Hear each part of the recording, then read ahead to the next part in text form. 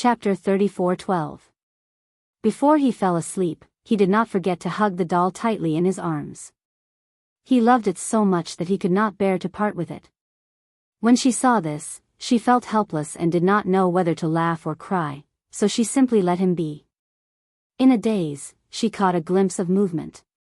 She opened her eyes abruptly and looked in the direction of the sound. In the darkness, she saw a tall and slender figure standing quietly in front of the bed. The moonlight shone at his feet. When he saw that she had woken up, he raised his finger slightly and placed it between his lips, indicating that she should not make any noise and wake the child up. She did not know when Gu Jinglian had entered the room and walked to the side of the bed. She was careless. In the past, even the slightest movement would wake her up immediately. Unexpectedly, this time, she only woke up when he was close to the bed. It seemed that her sense of danger had deteriorated after staying in the Gu family for so many days. She only woke up after he walked in for so long. Gu Jinglian looked down and saw Xiao Bao sleeping soundly in Chu Ho's arms with a contented expression on his face. His two arms were wrapped tightly around the doll. Even though he was sleeping, he could not bear to let go of the doll. How much did he like this doll? But in Gu Jinglian's eyes, this doll was so ugly that it could not even be compared to him. He slowly sat sideways by the bed and sized him up. As he looked at Xiao Bao's chubby and fair little face, he could not help but have the urge to tease him. He reached out his slender fingers and gently pinched Xiao Bao's nose. When Chu Ho saw this, the corners of his lips twitched violently. He did not expect this man to have such a wicked sense of humor. In his sleep, Xiao Bao suddenly felt that he could not breathe. His little mouth opened with a pft sound. He breathed through his mouth, but he did not wake up. This guy was really in a deep sleep. Gu Jinglian could not help but feel that this guy was especially cute only when he was asleep. At least, it was quiet. When the little guy's eyes were closed, his thick eyelashes were very obvious all of a sudden. Gu Jinglian leaned closer and gently stroked his eyelashes with his fingers. Even in his sleep, the little fellow sensed something strange coming from his eyelids. Subconsciously, he waved his hands and kicked the doll in his arms to the ground. As he spoke, his temper was quite bad. Gu Jinglian pinched his cheeks. The doll was kicked to the ground, and Xiao Bao now had a place for him. Chu Ho watched helplessly as he lay down beside Xiao Bao. For a moment, he felt uncomfortable all over. Is he going to sleep here tonight? Chu Ho felt that his limbs were a little stiff, to the extent that he could not help but pull back his arm that was holding on to Xiao Bao, afraid that he would come into contact with him. Gu Jinglian caught a glimpse of her uneasy expression from the corner of his eye, but he did not pay much attention to it. He gently hugged Xiao Bao's shoulder and closed his eyes. During the day, he was busy with work, and the little guy had to attend classes at the kindergarten. Therefore, they did not have much time to spend together. Even though sometimes the little guy deliberately wanted to get close to him, he felt that when the little guy was awake, he was too clingy. He could not wait to kick him as far away as possible. However, when he did not see him making a fuss, he missed him. It was really unbelievable. It seemed that he had not adapted well to the role of a father. When Gu Jinglian closed his eyes, Chu Ho, who was beside him, finally relaxed. It seemed that he just wanted to sleep with Xiao Bao. Chapter 34:13. The next day, when the morning sun shone in and shone on Xiao Bao's body, the little guy woke up and opened his sleepy eyes. His little hand that was clenched into a fist gently rubbed his sleepy eyes, but all of a sudden, he felt that the place he was lying on had become much more crowded. He turned his head in confusion and saw Chu Ho hugging him, sleeping soundly. He curiously turned his head again, only to see Gu Jinglian lying on his left, sleeping quietly. The little guy's mouth instantly formed an O shape and he sucked in a breath of cold air. When did this big guy lie down? Why didn't he feel anything at all? Where was his doll? Could it be that in the middle of the night, his doll had become his father? Xiao Bao's mind was in a mess, but he saw Gu Jinglian with one hand behind his head and the other holding him. His handsome and quiet sleeping face was so beautiful even when he was sleeping. Xiao Bao stared at him for a long time, and finally came back to his senses. He turned his head to look at Chu Ho, and then looked at him. His heart was suddenly filled with satisfaction. He was a little happy in his heart, so happy that he didn't know what to do. For the first time in his life, he was lying on the same bed with his parents. Although he was sleeping in the middle and felt quite crowded, he still sincerely hoped that time would stop like this. So happy. It turned out that sleeping with his parents felt so safe. Although he woke up and was almost shocked, when he came back to his senses, Xiao Bao felt that he was so happy that he was about to fly to the clouds. Xiao Bao suddenly and carefully turned to face Gu Jinglian. He couldn't help but reach out his hand to trace his facial features. His handsome eyebrows were sword-like, his eyes were closed, his eyelashes were black, his nose was high, and his thin lips were gently pursed. His fingers gently traced his eyebrows. In his sleep, Gu Jinglian slightly frowned. He immediately carefully retracted his hand and immediately closed his eyes, pretending to be asleep. Hearing that there was no movement for a long time, Xiao Bao carefully opened the corners of his eyes again. Seeing that Gu Jinglian didn't seem to have any reaction and was still asleep, he was relieved. He lay flat again and looked down at his body. He saw Gu Jinglian's hand on his shoulder, and Chu Ho's hand around his waist. He didn't know why, but he had an idea. Thus, he carefully raised his hand and moved Gu Jinglian's heavy palm little by little towards Chu Ho's hand. He moved carefully, afraid that he would wake the two sleeping people. Gu Jinglian's palm was very big. Compared to his small hand, it could easily wrap around both of his hands. It was very difficult to move such a big hand. His movements were especially light. Gu Jinglian and Chu Ho were each more alert than the other. If he moved slightly more, it would be easy for them to wake up. When he got closer, he lifted Gu Jinglian's hand and gently placed his large palm on the back of Chu Ho's hand. In this way, their hands overlapped. Xiao Bao was extremely happy. His little face was red as he covered his mouth and laughed secretly. Ah, if only Daddy and Mommy were really so loving. Even in his dreams, he fantasized that Daddy and Mommy could truly love each other. In this way, the three of them could be together forever. In this way, he didn't have to worry about who to avoid. Although he now had Mommy and Daddy, the way they interacted with each other was very strange. Chapter 34:14. As Xiao Bao fantasized, he unknowingly felt a little sleepy. It was Saturday, so he didn't have to go to school. He closed his eyes and planned to have a good night's sleep. At 9:00 in the morning, Uncle Fu walked to Chu Ho's room and was about to wake them up when he opened the door. From afar, he saw 3 people lying on the bed. His eyes widened in shock and he almost couldn't close his mouth. Master. When did he lie here? He remembered that when he went to the study last night, Gu Jinglian hadn't gone to bed yet. Why was he sleeping here?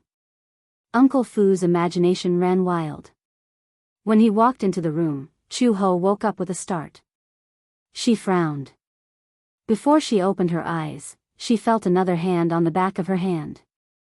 She glanced over from the corner of her eye and realized that Gu Jinglian's hand was on the back of her hand. She opened her mouth slightly in shock and couldn't come back to her senses. What was going on? Why did he put his hand on the back of her hand? The man opened his eyes. Before he came back to his senses, he vaguely sensed that something was wrong. There seemed to be something warm and soft wrapped in his palm. His gaze followed his hand and he saw that his hand was on the back of Chu Ho's hand. For a moment, he was a little dazed. When he came back to his senses, he looked up. Their eyes met, but they quickly withdrew their hands. Gu Jinglian sat up on the bed immediately. He instinctively tugged at his tie, but his fingertips were clasping the lapels of his pajamas. He frowned and looked up. When he saw Uncle Fu standing at the bedroom door, he was stunned. What did he just see? What did he just see? He saw Master's hand on the back of Chu Ho's hand. Could it be? He couldn't help himself.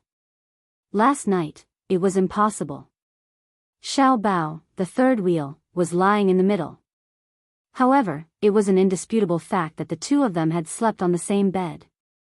Uncle Fu looked at Gu Jinglian meaningfully. He suddenly realized something. Recently, Master rarely got close to other women. Ever since Xiao Bao settled down in the Gu family, he seemed to be cut off from women. And after Chu Ho moved into the Gu family, this situation worsened. Could it be that old master, just as Uncle Fu was imagining the countless possibilities, Chu Ho also sat up from the bed.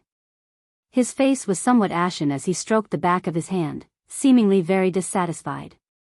She glanced at Gu Jinglian coldly. Her eyes seemed to say, "I didn't expect you to be such a lecherous man." Gu Jinglian's face darkened even more. He vented all his anger on Uncle Fu. "What are you standing there for?" Gu Jinglian said coldly, "Aren't you going to prepare breakfast?" Uncle Fu immediately nodded. Just as he turned around, he suddenly thought of something. He turned back and cleared his throat. Gu Jinglian stared at him. "What?" "Old master, breakfast is ready," Uncle Fu explained awkwardly. Gu Jinglian said coldly, "Have you done what I asked you to do?" "No, why aren't you going?" Yes. "Old master, please calm down," Uncle Fu hurriedly left. Old master's temper when he woke up was too terrifying. He couldn't bear it. Xiao Bao woke up. When he opened his eyes, he saw that Gu Jinglian and Chu Ho were already awake and sitting by the bed. However, in such a large room, there was an inexplicable pressure that made one's heart palpitate. Chapter 34:15. Xiao Bao curled up. He felt that when he woke up, the atmosphere would be so tense. Gu Jinglian didn't look too good, and Chu Ho didn't look too good either. What was going on? They were clearly fine just now. Why did everything change the moment he woke up? Chu Ho sat on the edge of the bed. When she thought about how Gu Jinglian's hand was on the back of her hand when she woke up, she felt irritated. She instinctively reached out, pulled the blanket over, and wiped the back of her hand fiercely.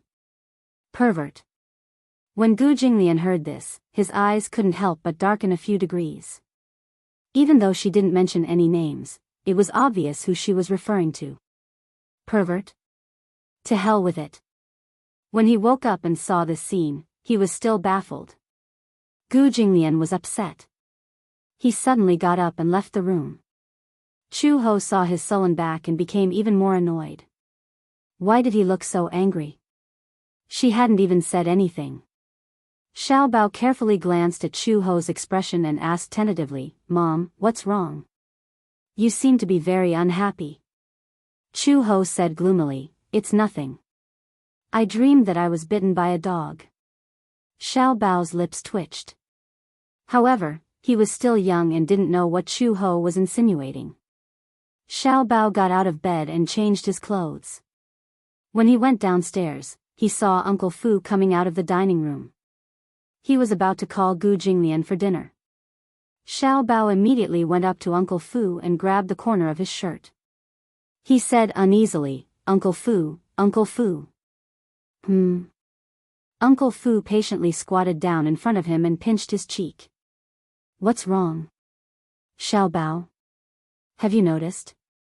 Xiao Bao hugged his neck and whispered in his ear, "Uncle and Mommy are sleeping on the same bed today." Uncle Fu nodded. However, the two of them seemed to be very unhappy. Xiao Bao felt wronged. What happened? The two of them were fine yesterday. Uncle Fu was speechless for a moment. How could he tell Xiao Bao that the reason why Chu Ho and Gu Jinglian were fine yesterday was because they wanted to attend his parent-teacher conference? They were just putting on a show and pretending to be peaceful. But in reality, the two of them were like fire and water. When Xiao Bao saw that Uncle Fu did not speak, he became even more worried and said worriedly, "Mom seems to hate Uncle, and Uncle doesn't seem to like Mom either. What should we do?" That's the truth.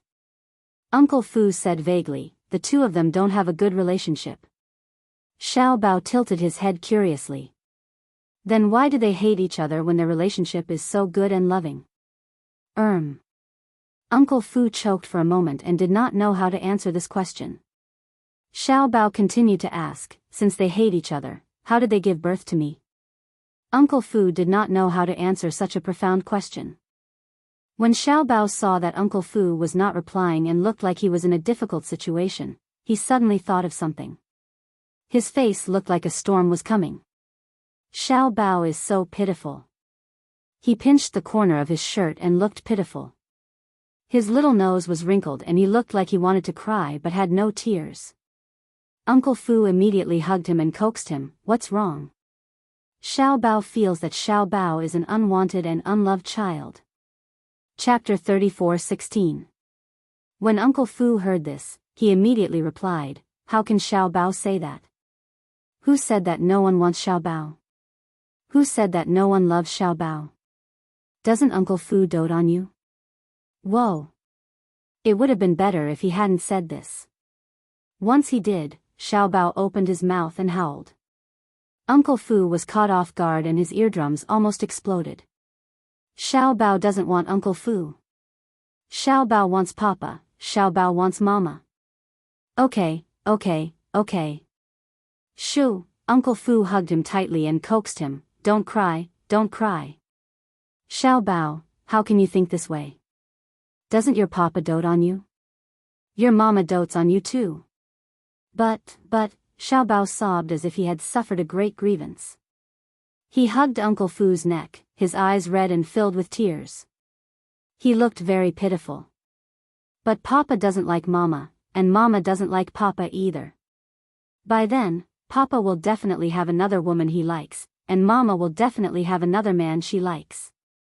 By then, when Papa marries another woman, and Mama marries another man, Xiao Bao will have one more stepmother and one more stepfather. If Papa hates Xiao Bao, and Papa hates Xiao Bao and ostracizes Xiao Bao, Papa doesn't want Xiao Bao, and Mama doesn't want Xiao Bao either, Xiao Bao will completely become an unloved and unwanted child. Whoa! After throwing out a series of words, the little bean sat down on the ground and wailed loudly. His cries were earth-shattering, and even ghosts and gods would weep. Uncle Fu covered his face. He had to admit that the little boy understood this problem very well. When he thought about it, it made sense. On the other hand, he wasn't worried about Master. However, if Chu Ho really fell in love with another man, then Xiao Bao would have a stepfather. Indeed, not good. Xiao Bao's cries were earth-shattering. Uncle Fu spent a lot of effort to calm him down. When Chu Ho came downstairs for breakfast, he saw Uncle Fu hugging Xiao Bao and rocking him back and forth. It took a lot of effort to coax him. When Xiao Bao saw Chu Ho, he immediately thought of the grievances he had suffered, and tears filled his cheeks again. What happened? Chu Ho walked over and looked at him. Why is Xiao Bao crying? Uncle Fu sighed, but he had a headache. He concisely recounted what had just happened. When Chu Ho heard it, he could not help but break out in cold sweat. What stepmother and stepfather? How could this rascal think so far ahead? Chu Ho immediately hugged Xiao Bao and comforted him. Xiao Bao, why do you like to let your imagination run wild? Who said that Mommy doesn't want you anymore? Mommy wants me now, but it's hard to say in the future. Xiao Bao said angrily. Chu Ho did not know whether to laugh or cry. Has our Xiao Bao become a prophet? Does he know what will happen in the future? Is Mommy not going to get married for the rest of her life? Won't Mommy be too lonely by herself? This child really knew a lot. He wasn't like this in the past. What exactly did the kindergarten teacher teach him? She quickly coaxed, who said that? Mommy won't get married for the rest of her life and will stay by Xiao Bao's side. Xiao Bao definitely won't have a stepfather. What about a stepmother? Xiao Bao stared at her pitifully. Daddy won't find a stepmother either? This, Chu Ho was suddenly put in a spot. This was hard to say. Chapter 34:17. Xiao Bao cried even harder. Chu Ho hugged him and promised, no matter what, Mama promises you that in this lifetime, Xiao Bao is the only baby. I will definitely not find a stepfather for Xiao Bao. Xiao Bao rubbed his eyes and looked at her suspiciously. Really? Yes. Really. It can't be any more real. Xiao Bao happily threw himself into her arms. Only then did this end. Uncle Fu brought breakfast into the room. Gu Jinglian sat in front of the study table. Unexpectedly, he wasn't playing with his pen and ink. Instead, he was resting his head with his hand on his hand. No one knew what he was thinking about. Uncle Fu placed the breakfast on the table and pretended to mention it casually.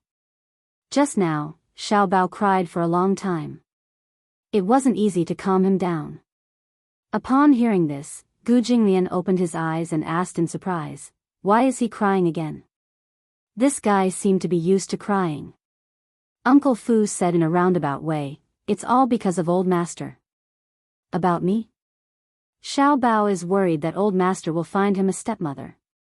Gu Jinglian's lips twitched violently and he was speechless. "Who said that I'm going to find him a stepmother?" Uncle Fu smiled. "Isn't it because the child is still young? It's inevitable that his imagination will run wild. The little guy is very sensitive. It's easy for his imagination to run wild.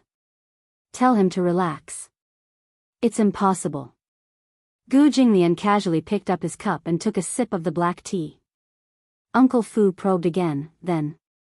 "Old master, it's not that I want to say this, but it's still the same old saying. Now, in the entire Gu family, only old master's marriage matters are the most worrying. I've said it before. I'm not getting married." Gu Jinglian put down his cup and said coldly, "You don't have to worry about this." Uncle Fu sighed and said, "How can I not worry? Master, do you have a girl in mind?" "No," Gu Jinglian said without thinking. "Then, how about Chu Ho?" Uncle Fu smiled. "What do you think of her?" "Nothing." Gu Jinglian gradually became impatient. "Are you here to talk nonsense with me?" Uncle Fu immediately looked down, shook his head, and said, "No, no. It's just a passing mention. Get out." Uncle Fu was kicked out of the house. However, not long after, Gu Jinglian heard footsteps coming from the door. Then, the door was carefully pushed open, and a small head sneakily poked in. Gu Jinglian looked up, but from the corner of his eye, he caught a glimpse of a little girl sneaking into the room sneakily. "What?" Only when he spoke did Xiao Bao realize that his whereabouts had been discovered. He immediately straightened his body and smiled brightly. "Daddy." After yesterday's parent-teacher conference, he was almost used to saying this word. Gu Jinglian's ears were also pleased to hear this. However, he didn't have to think about it to know that the little guy's smile was so flattering that he must be up to no good. "I have something to report." Xiao Bao immediately walked to his side and lay on his lap. He asked curiously, "Daddy, do you think mommy is pretty?" What kind of question was this? Gu Jinglian said coldly, "She's average." "Then do you think mommy is good?" "Average." Xiao Bao was not satisfied and asked again, "Then, how did Xiao Bao come about?" Gu Jinglian was also choked by him. This guy seemed to have the ability to make others speechless. This question was really too difficult to answer. Chapter 34:18. Gu Jinglian gave a catch-all answer. "You'll know when you grow up." Xiao Bao racked his brains but could not figure it out. "Don't always say that you'll wait for me to grow up. Because even when I grow up, I don't understand why you don't want my mother when she's so good. Gu Jinglian, when I grow up, I don't know why you two gave birth to me even though you two clearly hate each other." Xiao Bao hugged his thigh in distress and said sadly, "Daddy, do you know?" Xiao Bao thought that he didn't have a father when he was born. Other children have fathers, but Xiao Bao doesn't. Xiao Bao saw other children being carried and lifted up by their fathers every day. Why didn't Xiao Bao have a father? Is it because Xiao Bao isn't good enough? Why doesn't Daddy want Xiao Bao? These words could be said to be extremely sad to hear. The little guy looked up and tilted his head. Suddenly, he stammered, "Actually. Do you know? I'm still quite grateful to that auntie. She kidnapped me and brought me to this city. Otherwise, I wouldn't have met you, right?" The auntie he was referring to was naturally Song Enya. If it weren't for her, he might not have known that he actually had a father in this lifetime. This father could be quite fierce at times. He spoke with a cold face like an iceberg and would even glare at him fiercely. Therefore, although there was hatred towards Song Enya, there was also a little gratitude. Somehow, he had found his father. However, looking at the seemingly irreconcilable cold relationship between Gu Jinglian and Chu Ho, he frowned for a moment. When he woke up in the morning, he overlapped Gu Jinglian's and Chu Ho's hands. Similarly, he harbored a beautiful wish. He did not intend to force them at all. It was just that he hoped that his father would truly be his father. He hoped that Gu Jinglian would not only treat him well, but also Chu Ho well. When Gu Jinglian heard this, his gaze could not help but become unfathomable. Back then, his relationship with Chu Ho was a complete accident. And Xiao Bao's birth was nothing more than an accident. There was no love, no crystallization of any emotions. The truth was straightforward and cruel, but it was the truth. Before this, the only reason he had allowed Chu Ho to stay in the Gu family was because of Xiao Bao. Xiao Bao relied on Chu Ho, and Gu Jinglian also cared about Xiao Bao's feelings, so he tacitly allowed Chu Ho to stay in the Gu family. However, it was also limited to this. He had never seriously thought about how to deal with the problem between him and Chu Ho. But now, Xiao Bao's uneasiness and hesitation made him reconsider this question. Gu Jinglian lowered his head and looked at Xiao Bao hugging his leg with a resentful look on his face. He couldn't help but say softly, "Don't worry, you won't have a stepmother." This was his promise, and also his guarantee to Xiao Bao. As long as he said something, he would not change it unless he was dead. When Xiao Bao heard this and received his guarantee, his heart was greatly comforted. Okay. It's a promise. Xiao Bao stretched out his pinky and said, "Pinky swear." Gu Jinglian was stunned, but he still stretched out his pinky and hooked it with his. Xiao Bao said sternly, "Pinky swear. You're not allowed to lie to me for 100 years. With that said, he put a seal on Gu Jinglian's thumb with a serious expression. Only then was it complete. This little fellow seemed to be very easily satisfied. After he gave this promise, the little fellow was really satisfied and no longer pestered him to ask this and that. Chapter 34:19. On the weekend. When Gu Jinglian arrived at the company, there was already someone waiting in the reception room. His assistant reported, "Mr. Gu, they're here." Hearing this, he walked towards the reception room. As soon as he pushed the door open, the principal and the form teacher immediately stood up and smiled at him obsequiously. However, no matter how big their smiles were, they could not hide the fear in their eyes. Who was Gu Jinglian? What kind of existence was the Gu family in the capital? They were a super financial group that owned 4 major multinational corporations and were almost on par with the Mu Corporation in the past. Especially now, the Mu Corporation was no longer as glorious as before. The Xingyu Corporation was rising, but the Gu Corporation still occupied an important position. However, Gu Jinglian's identity was not that simple. Anyone who had lived in the capital for many years would definitely hear the name Gu Jinglian. His identity caused others to be wary of him. Therefore, when they saw Gu Jinglian walk in, the air in the huge reception room suddenly froze. Gu Jinglian turned back to his seat and glanced at them lightly. "Sit." Only then did the principal and form teacher dare to sit down. Seeing him was like seeing a saint, they were afraid of neglecting him. The form teacher sat uneasily, not knowing where to place her hands. Previously, at the parent-teacher conference, she did not know Gu Jinglian's background. However, after the parent-teacher conference, the principal hurriedly came to her and said that something had happened. She did not know what had happened. The principal asked her, "There's a child in your class called Gu Qingze. Do you know his background?" She was still at a loss. It was not until the principal told her about Gu Jinglian's identity that she felt a lingering fear. She carefully recalled if she had neglected this man at the parent-teacher conference. Only when she was sure that she had not neglected him did she feel relieved. The principal said that something had happened in the parking lot. When she asked what had happened, the principal said that Lee Nuhan's father's car had been smashed. It was said that it was a Porsche that had been smashed into scrap metal and was completely destroyed. With the engine destroyed, the car was equivalent to a wreck. It had lost a few million yuan. I rushed over just now. Nuhan's father said that Gu Qing's parents sent someone to smash the car. I looked at the name list and found out that Gu Qing's father is Gu Jinglian. Gu Jinglian, no wonder he had a displeased expression when he was asked to introduce himself. Hiding his background. Why did you smash the car for no reason? Although Gu Jinglian had a powerful background, judging from the parent-teacher meeting, he was definitely not the type to flaunt his power. He kept a low profile and did not touch other people's cars for no reason. He only smashed Li Xianlai's car. Teacher Shui had a good impression of Gu Jinglian. He was a gentleman, polite, and a man of few words, but he gave off a noble and elegant vibe. She had exchanged a few words with him.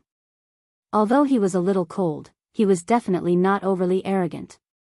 If the principal hadn't revealed his identity, she really wouldn't have known that he had such a background. The principal said that Li Xianlai probably did not like Gu Jinglian and stole his limelight at the parent-teacher conference. Therefore, he surrounded Gu Jinglian in the parking lot and wanted to reason with him. In the end, Nuhan was insensible and snatched Xiao Bao's toy. Li Xianlai and Nuhan's mother did not stop her. Gu Jinglian was angry. Of course, the consequences of being angry were very serious. A million yuan Porsche was directly destroyed. It was tragic beyond compare. A car being destroyed was not scary, but what was scary was the aftermath. Chapter 34:20. The principal planned to talk to Li Xianlai on Monday. However, Li Xianlai brought Nuhan to the school on Saturday, saying that he wanted to transfer schools. Transfer schools? Li Xianlai did not mention the reason for the transfer. He only said vaguely, there are some problems with the business, so we need to move out of town. The principal felt that this was not a simple matter, but Li Xianlai refused to say much. He only said that time was tight and that he needed to complete the procedures as soon as possible. It was not until the weekend that the principal found out that Li Xianlai was there because of Gu Jinglian that he decided to transfer the business to another city. With Li Xianlai's background, Gu Jinglian could crush him with his eyes closed. Li Xianlai knew that he was no match for this man. Therefore, he moved his family to another city. In the span of one night, they moved away. The principal was also trembling with fear. In the morning, he received a call saying that the CEO of the Gu family wanted to see them. He became more and more frightened, not knowing the reason for it. Gu Jinglian arrived an hour in advance. When Gu Jinglian walked in, the man's aura was so intimidating that the principal and Miss Shui found it difficult to breathe. Teacher Shui glanced at the principal and saw that he was also sweating and uneasy. "What are you nervous about?" Gu Jinglian said expressionlessly, "I think you know who I am." "Yes, Before the principal could say anything, Gu Jinglian interrupted him. "I hope that your school will keep my identity a secret." A secret? He was a little surprised. Teacher Shui was also surprised. She thought that Gu Jinglian wanted them to take special care of Xiao Bao. "However, since my son is studying in your school, I hope that the incident on the day of the parent-teacher conference will not happen again." Gu Jinglian paused and said, "You should know that I don't have the patience to deal with these trivial matters." Yes, the principal was shocked and broke out in cold sweat. He quickly nodded. Gu Jinglian also gave some instructions. For example, Xiao Bao's physical fitness was not particularly good. He was a little naughty, so he must be disciplined when necessary. Another example was that Xiao Bao lacked a sense of security and had a stubborn personality. Hence, she hoped that the homeroom teacher would take care of him more. Mr. Shui naturally agreed. She especially liked Xiao Bao. Xiao Bao was well-behaved and obedient. Although he could be naughty sometimes, he was very respectful to his teachers. She could tell that although he had never been to kindergarten, he had been taught well since he was young. He was very polite and respectful to his elders. This was something that other children could not compare to. It was quite worry-free.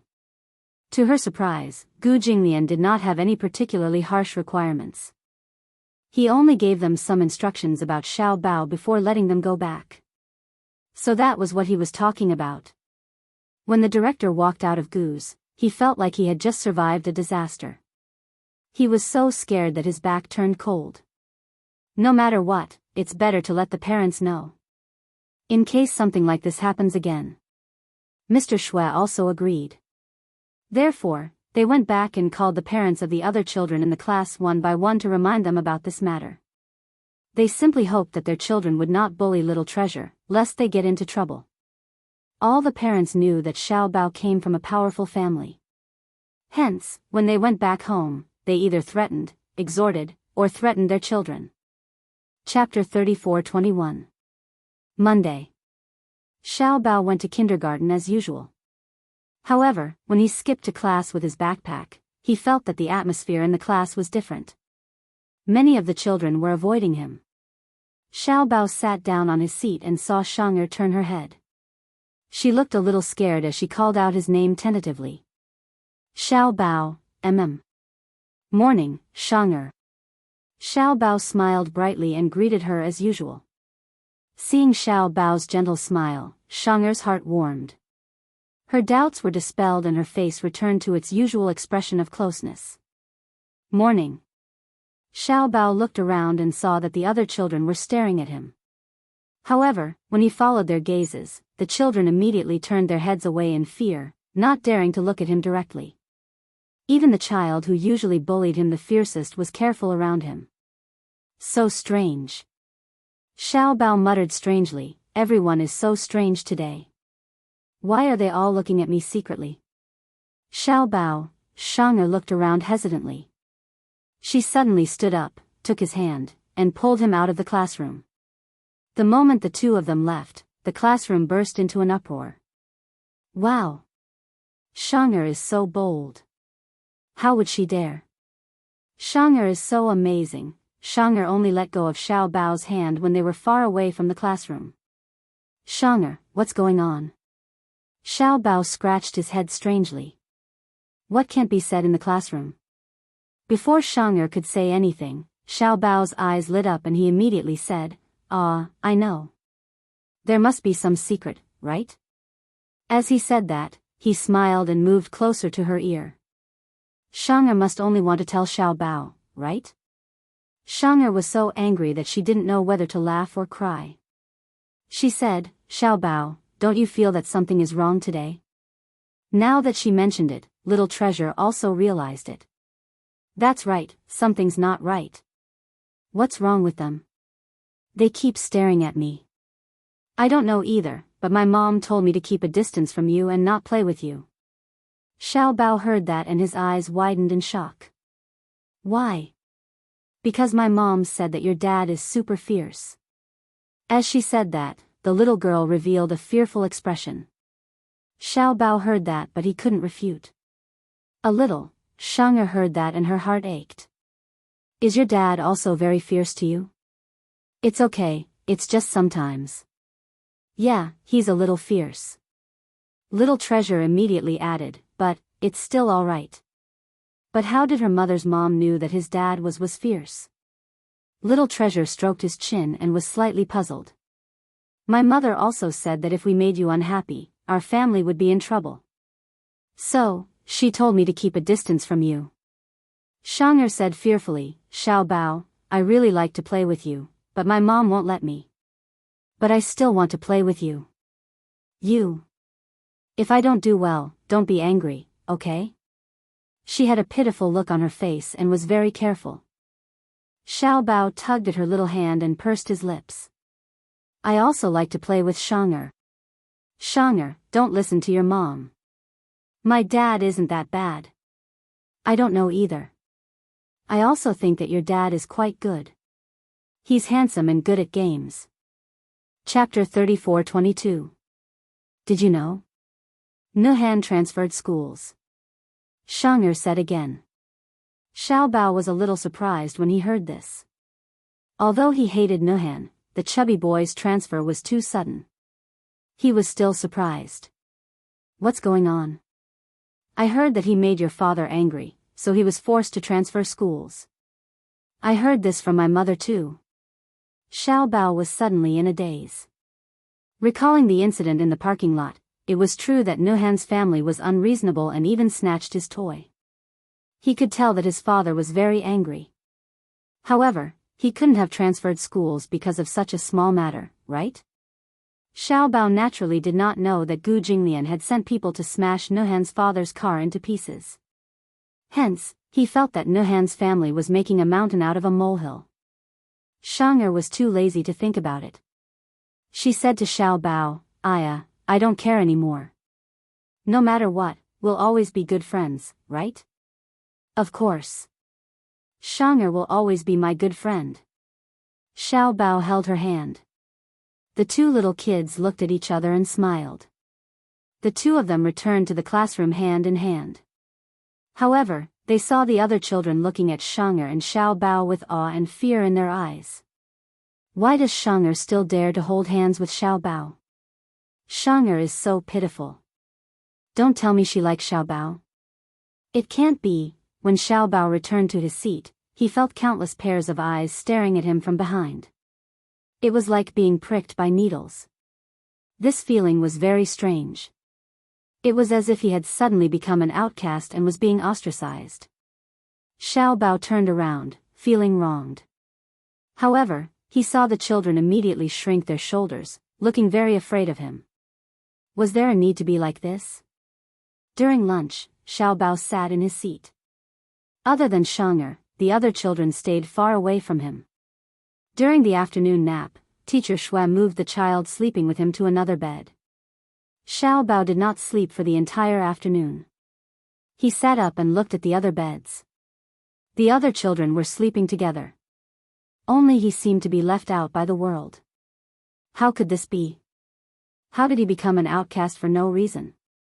Why were so many children distancing themselves from him for no reason? He did not do anything wrong, and did he bully anyone? Why were the children ostracizing him? During the afternoon activity class, Xiao Bao stood alone in the gym. He looked at the other children who were playing in full swing. He felt so wrong that he wanted to cry. Shang'er was about to walk over when a child pulled her back. "Shang'er, don't play with Gu Qingza anymore." "Why?" "Because if you make Xiao unhappy, his father's if he's angry, who knows?" The children whispered in her ear. Shang'er's expression became much more complicated. She was still hesitating when the other children pulled her away. She looked back at Xiao Bao 3 times with every step, reluctant to leave. Shang'er, seeing that Shang'er did not want to play with him, Xiao Bao's eyes turned red, but he forced himself not to cry. After school that night, Chu Ho came to pick him up. However, he saw him sitting in the classroom, motionless and unhappy. All the children were packing their bags nimbly. Only he was staring blankly at the empty table, his face full of worry. Chapter 34-23. Xiao Bao sat alone in his seat, looking gloomy as though he had been alienated by the other children. Chu Ho was stunned. She walked to his side and helped him pack his bag. However, she saw Xiao Bao looking up at her, looking aggrieved. "Mom," halfway through his sentence, his face darkened and he looked like he was about to cry. Chu Ho saw this and immediately squatted down. She hugged him and asked curiously, "What's wrong? Who bullied you?" "No one bullied me." Xiao Bao pursed his lips and said, "I'd rather someone bullied me." It was precisely because no one bullied him that he felt disappointed. It wasn't that he needed to be abused, but the feeling of being alienated was too lonely. "Mom, what did I do wrong? Why do all the children avoid me when they see me?" Chu Ho was also confused.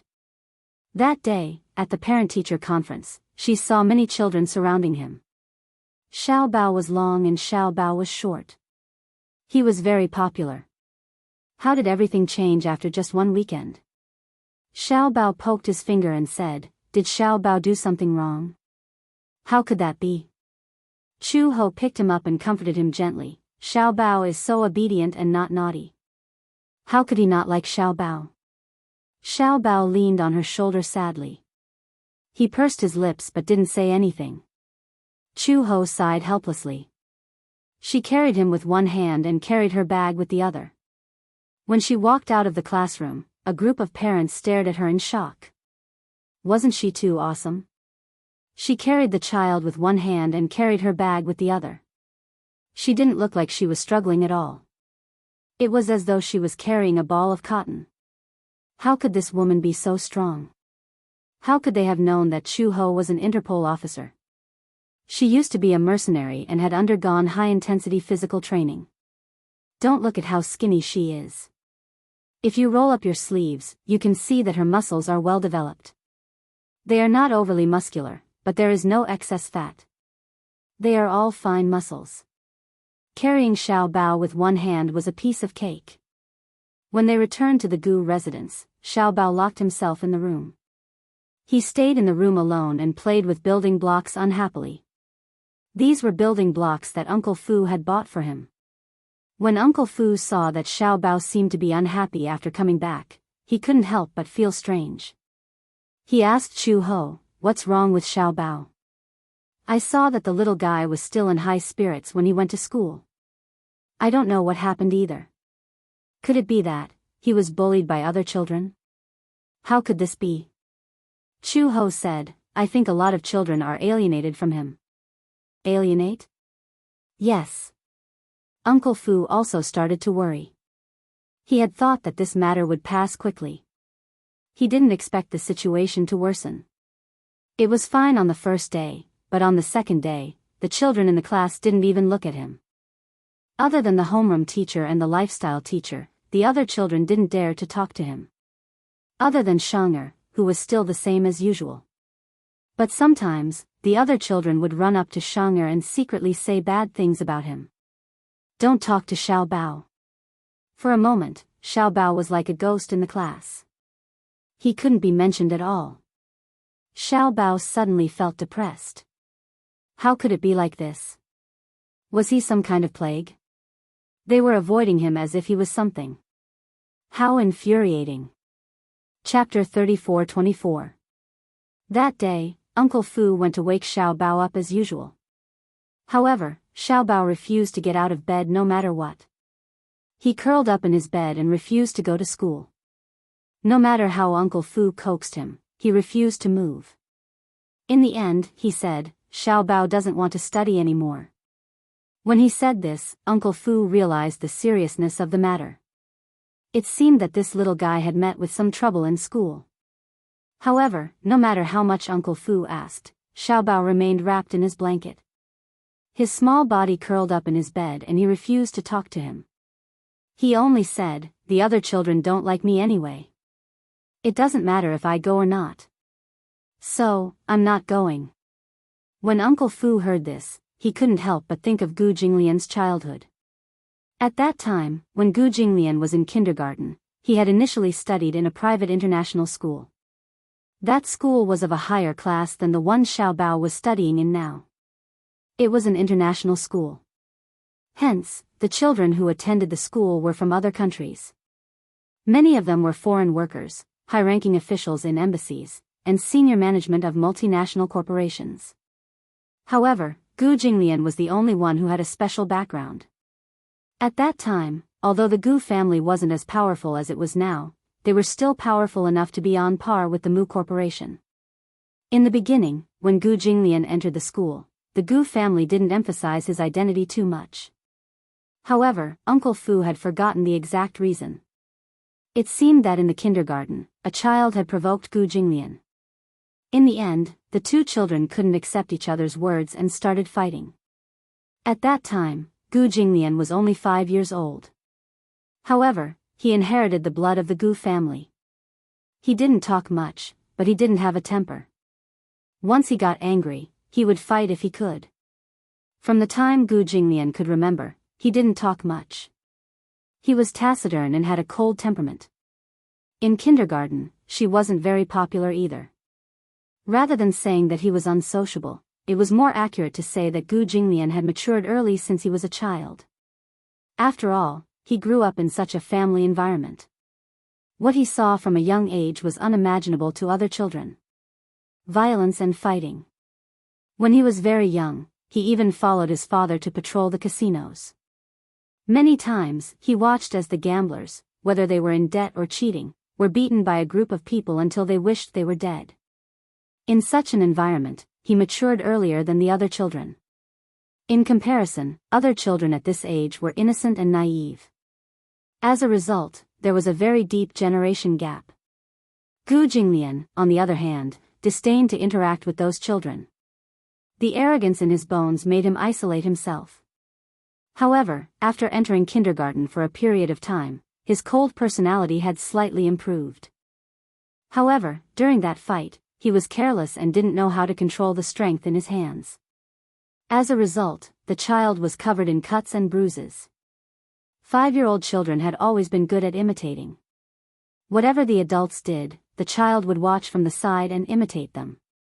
Usually, when children fought, they would either grab the child's clothes or give him a soft punch. However, Gu Jinglian pushed the child to the ground, picked up a small stool, and smashed it directly on him. His violent personality scared all the children in the class. However, Gu Jinglian didn't know that fighting like this was wrong. Chapter 34-25. What right did he have to give in to a weakling? When he fought, he also used all his strength, but Gu Jinglian was even more ruthless. Ever since that incident, little Jing Lian was immediately quarantined by the children in class and became a dangerous person in everyone's eyes. From that day onwards, his character returned to his former cold, arrogant, and taciturn personality. No one could fit into his world anymore. When he reached primary school, Gu Jinglian no longer went to school. Instead, he hired a private tutor and studied at the Gu residence. At that time, the Gu family even specially built a private school. Uncle Fu did not expect that Xiao Bao would repeat the same mistake. This was not what he wanted to see. He only hoped that Xiao Bao could grow up safely and healthily like a child from an ordinary family. Seeing that Xiao Bao was really unwilling to go to school, Uncle Fu did not force him. Chu Ho stayed at the Gu residence to accompany Xiao Bao, while Uncle Fu rushed to the casino. "Ah, Master Gu. Master Gu, spare me, spare me. I won't do it again." A man's wailing and howling could be heard from the side room of the casino. Gu Jinglian sat calmly on the sofa, holding the teacup lid and gently taking a sip. Beside him, a few thugs picked up iron rods and smashed this person. "Didn't I warn you and give you 5 days to return the money? Do you really think we're a charity organization? Not only are you not returning the money, you're even running away. Ha! Where do you think you're running to?"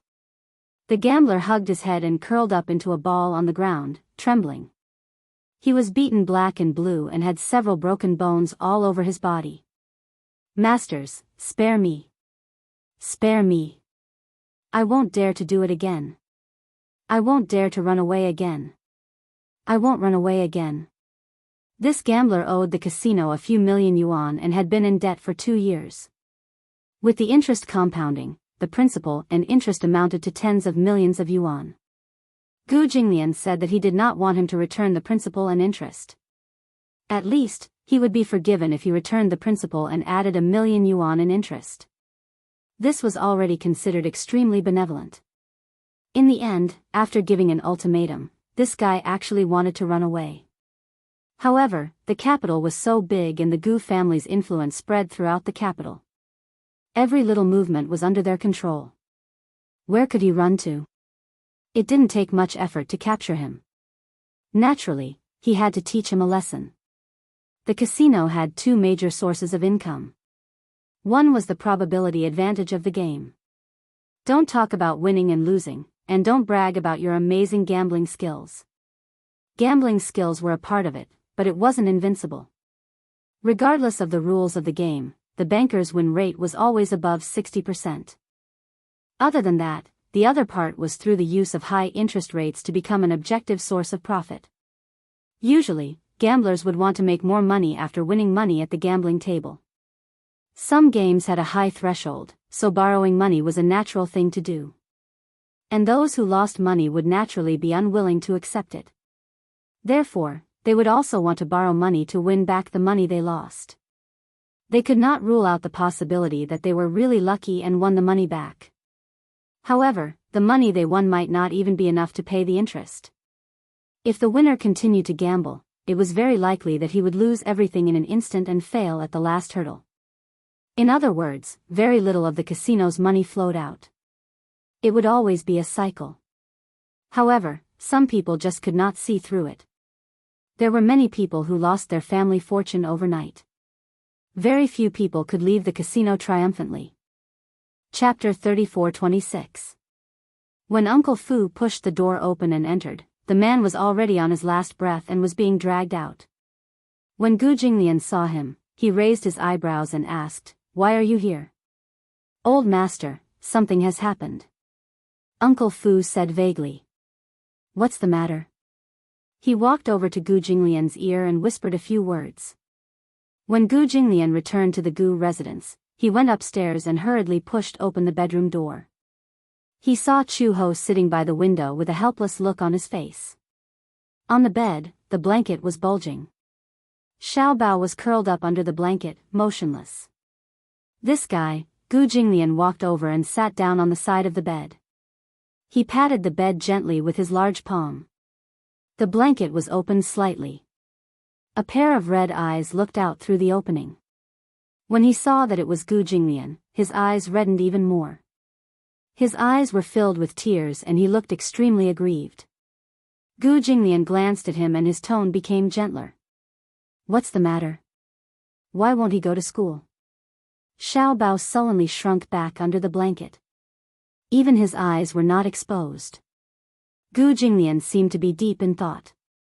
He looked at Chu Ho, as if asking him what had happened with his eyes. Chu Ho said frankly, "He won't say anything. He's been like this since a few days ago. He said that he's been neglected and alienated by the other kids." "Neglected?" Gu Jinglian frowned. He could not figure out the reason. At this moment, Xiao Bao's choked voice came from under the blanket. "The other kids don't like me. They don't want to play with me. They're afraid of me, they hate me, they say bad things about me." Gu Jinglian lifted the blanket and saw Xiao Bao curled up on the bed with his arms wrapped around his knees. His face was wet with tears and his eyelashes were clumped together because of his tears. His little mouth was puckered and he looked extremely aggrieved. He stubbornly wiped away his tears, but new tears flowed out. Gu Jinglian could not help but feel sorry for her. He spread out his body and patted his thigh lightly. "Come here." When Xiao Bao heard this, he was initially unmoved. However, after hesitating for a while, he finally crawled to his side on all fours. Gu Jinglian said, "Daddy, carry me." For some reason, because of these 3 words, Xiao Bao's nose became even more sour. Grievances welled up in his heart and he burst into tears. He crawled into Gu Jinglian's arms and wrapped his 2 small hands tightly around his neck. His hands were wet. What was that? Gu Jinglian frowned. He had a perverted obsession with cleanliness. His hands were sticky and he could tell from the touch. His hands were wet with tears. Then, she heard him sniff hard. Gu Jinglian's frown deepened. Not just tears. And his snot. The alarm bells in Gu Jinglian's head rang loudly. When Chu Ho saw this, he almost could not help but break down. One had to know that Gu Jinglian's obsession with cleanliness was quite perverted. In the past, there was a subordinate who touched his table without washing his hands. Gu Jinglian flew into a rage on the spot and sent people to disinfect the entire room 3 times. That subordinate was so scared that he was trembling in fear, afraid that he would lose his hands. Not to mention Xiao Bao's hands that were stained with tears and snot, Chu Ho was worried that Gu Jinglian would suddenly fly into a rage.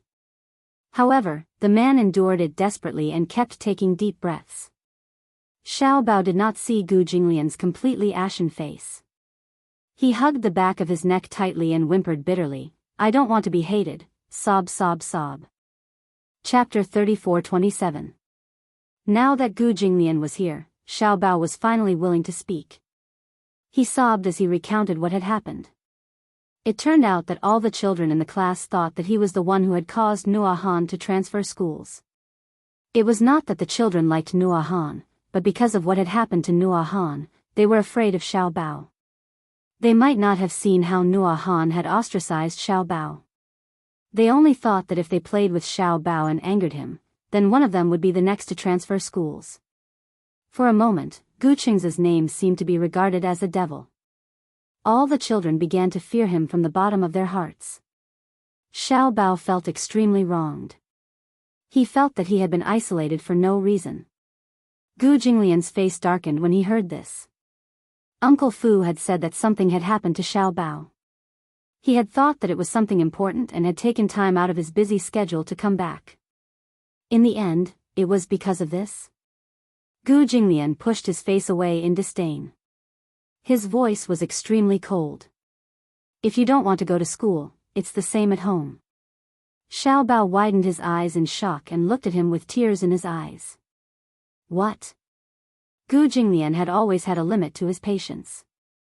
He did not like to repeat what he had said a second time. If you don't want to go to school, it's the same at home. He repeated it patiently.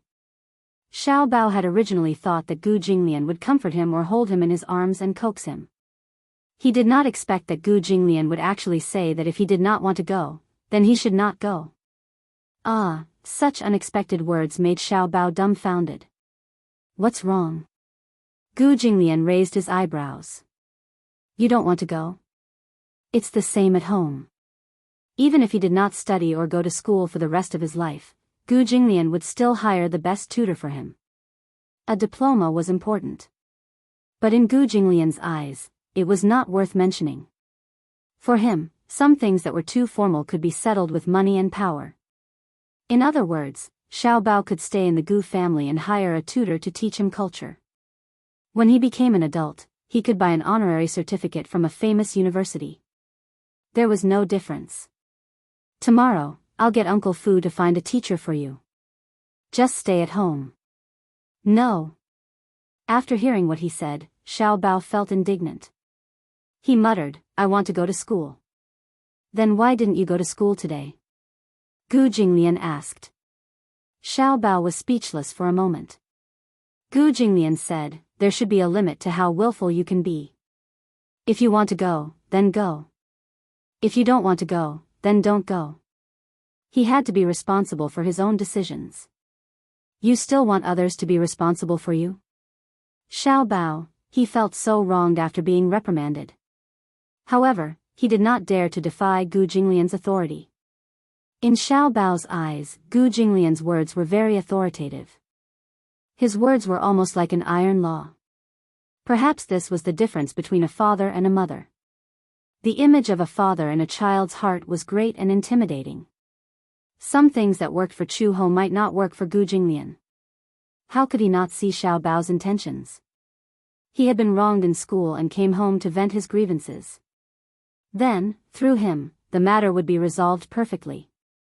However, he did not want Xiao Bao to rely on him too much. Chapter 34-28. Don't. Xiao Bao was so nervous that he started to cry again. I don't want to drop out of school. I'll go back to school tomorrow. Good boy. Gu Jinglian patted his head. At the side, Chu Ho and Uncle Fu were dumbfounded.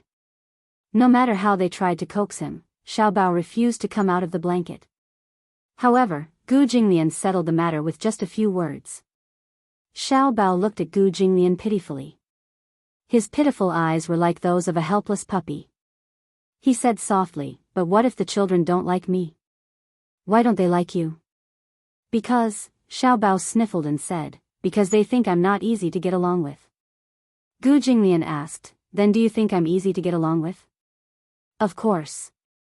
Xiao Bao said seriously, Xiao Bao is so cute and obedient. Teacher Shui said that Xiao Bao is very likable. Gu Jinglian said, then let them know that you're a child worth getting along with. Xiao Bao was enlightened when he heard this. He suddenly realized that he might be able to change the other children's prejudice against him through his own efforts. Gu Jinglian's words seemed to have enlightened him all of a sudden. At this thought, Xiao Bao nodded and said, yes. Xiao Bao understands now. Gu Jinglian stood up and turned around. However, he saw Uncle Fu staring at him as if he was worshipping a god. "Master, I didn't expect you to have such a method to deal with children." Was this considered a form of loosening the reins only to grasp them better? Gu Jinglian adjusted his sleeves casually. His gaze was very cold. "Children are delicate. There's no need to spoil them." Uncle Fu was speechless. Chu Ho's lips twitched. Although Gu Jinglian's way of educating his child seemed unreasonable, she knew that sometimes, Xiao Bao really needed such a method. The child was too delicate, and in Xiao Bao's eyes, Chu Ho did not seem to have much of a deterrent force. Hence, the child could act coquettishly however he wanted because baby Chu felt that he would definitely indulge him. However, Gu Jinglian was different. What he said just now was not wrong. If he wanted to go, he would go. If he didn't want to go, he wouldn't go. Learning to deal with one's own problems was a form of growth. He was his father, but he would not spoil him blindly. This was his principle. She didn't expect him to have such a good view of educating children. He did not indulge Xiao Bao unconditionally just because he was his son. After settling Xiao Bao's matter, Gu Jinglian returned to the office. He had been busy recently, and sometimes, he even came home very late. After Gu Jinglian left, Xiao Bao also got out of bed and played with his toys in the room. Chu Ho looked for Uncle Fu because she had something to discuss with him. "I submitted a resume a while ago, and now the company's HR department has asked me to go to work." Uncle Fu was a little surprised when he heard this. "You found a job?" "Yes, I've recovered a little. It's time to find a job." She had to thank Uncle Fu for getting her various identification documents ready. She thought that she couldn't stay in the Gu family forever and do nothing. She couldn't stay idle, and she didn't like to live a life of being taken care of. Uncle Fu hesitated for a moment and asked casually, "What job?" "Anti-mafia police." What the hell? Uncle Fu was confused. There was no need to elaborate on Gu Jinglian's identity. Chapter 34-29. One black and one white, the other black and white, the other black and white, it was simply wonderful. Chu Ho saw that Uncle Fu's expression was a little strange and couldn't help but ask, "Is there a problem? Are you sure you want to do this job?" Uncle Fu said vaguely, "Old master will be very angry if he finds out." "What right does he have to be angry?" Chu Ho said unhappily, "Do I need to ask for his opinion on what kind of job I want?" Cough, cough, cough, Uncle Fu cleared his throat and said, "Xiao Bao must be the most special child." "Why do you say that?" "Dad is black and Mom is black and white." This. Uncle Fu looked a little embarrassed. Chu Ho was speechless. At night, Gu Jinglian returned to the Gu residence from the company. He had just gone upstairs when Uncle Fu saw that he was back and immediately went up to him. "Old master." He saw that Uncle Fu looked hesitant and didn't know what was going on. He raised his eyebrows and thought that something had happened to Xiao Bao again. "What is it?" "It's like this." Uncle Fu cleared his throat and wanted to talk to him about this matter. "Chu Ho has found a job." Gu Jinglian was slightly stunned when he heard this. "Why is she looking for a job?" "She said that she wants to rely on herself to support herself." Uncle Fu said truthfully. During this period, Chu Ho had been idle at home because of her health and did not have any source of income. All her expenses were paid by the Gu family. Sometimes, Chu Ho would pick Xiao Bao up from school and Xiao Bao would ask her to buy him any toys that he wanted. However, she didn't have any money on her. Many times, she had to bite the bullet and ask Uncle Fu to buy the toys for her. Then, Uncle Fu would buy the toys for her. It wasn't that Uncle Fu didn't want to give her money, but she felt that it was too embarrassing to take someone else's money. Chu Ho had a strong personality and never liked to live under someone else's roof. Therefore, after her health improved a little, she submitted a few resumes. In fact, the police station did not have an anti-gang position, but most police stations would have an anti-gang department. Thus, the anti-mafia police department was created. However, the organization of the anti-mafia department was different from that of the ordinary police. This department had even stricter requirements for the police. Other than skills and mobility, all other qualities had to be taken into consideration. However, the salary was not much higher, but it was a very dangerous job. Walking in the rain of bullets, it was rare to get injured, but it was common to lose one's life. Therefore, most of the people who were recruited for this profession were retired soldiers or those who were transferred from the special forces. Therefore, this position was not very glamorous, and it was very difficult to recruit anyone. After all, the mindset of young people nowadays was different from before. Their lives were above everything else. As an outstanding police officer of the Interpol, Chu Ho was naturally qualified for this job. Gu Jinglian seemed indifferent and asked casually, "What kind of work?" Uncle Fu said cautiously, "Police." Gu Jinglian was stunned. He turned around and looked at him in surprise. "Police?" "Yes. I heard that it's the anti-mafia police." Gu Jinglian was speechless. How dare she? Who does she want to go against? Uncle Fu was speechless. Gu Jinglian said unhappily, "Why did she want to do this job for no reason?" "Because there's no income." Chapter 34:30. Previously, when Chu Ho was still recuperating, Uncle Fu had asked Gu Jinglian for advice. After careful consideration, he decided to let Chu Ho stay for Xiao Bao's sake. Moreover, he instructed Uncle Fu to transfer $3 million to her account every month. This was a considerable sum of money. After all, if she stayed in the Gu family, she would not need to spend money in most cases. $3 million was just her daily expenses. "I did, but she didn't want it." Uncle Fu felt wronged and immediately tried to defend himself. "She didn't want it?" Why not?" "Because," Uncle Fu explained, "she said that you have a soft mouth when you've received gifts." Uncle Fu continued, "I can see that this girl is quite headstrong. Basically, she doesn't want to accept any favors from others. I didn't expect that she couldn't wait to look for a job as soon as she recovered." Gu Jinglian frowned tiredly and said plainly, "She can look for any job she wants. In the future, there's no need to specially report to me about this kind of thing." He turned around and went into his room, closing the door behind him. What a strange woman. Uncle Fu stood outside the door in a daze. It took him a while to come back to his senses and leave. The next morning, Xiao Bao really got out of bed very early. Yesterday, Gu Jinglian's words to him were really effective. Hence, when Chu Ho came to the room, he was already dressed and packed his school bag. He looked ready to go. Chu Ho sent Xiao Bao to school and reported to the police station. When they heard that there was a new trainee police officer who was directly employed in the anti-mafia department, many of the police officers in the police station were very curious. When Chu Ho appeared in the meeting room, everyone saw that she was actually a young woman. For a moment, they were stunned. Chu Ho stood in front of the podium with her hands behind her back. Her posture was straight and her expression was serious. However, her delicate and pretty face made it difficult for people to associate her with a well-trained anti-mafia police officer. In the anti-mafia department, there were very few female members.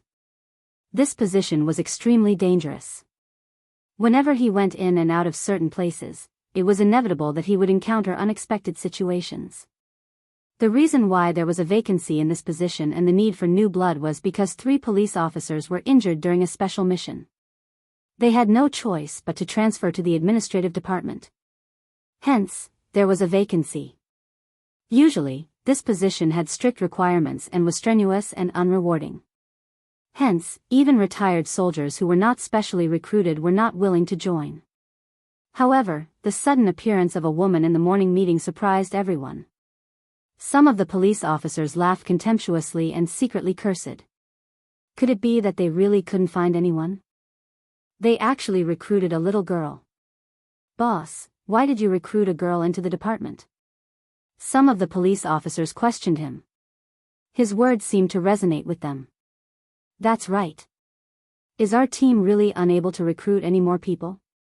They recruited a girl. "I think it's strange too. This little girl has thin arms and legs. She doesn't have any skills, yet they still recruited her to drag us down. Everyone's doubts were not without reason. After all, women were at a disadvantage compared to men. Prejudice, of course, was unavoidable. Chapter 34-31.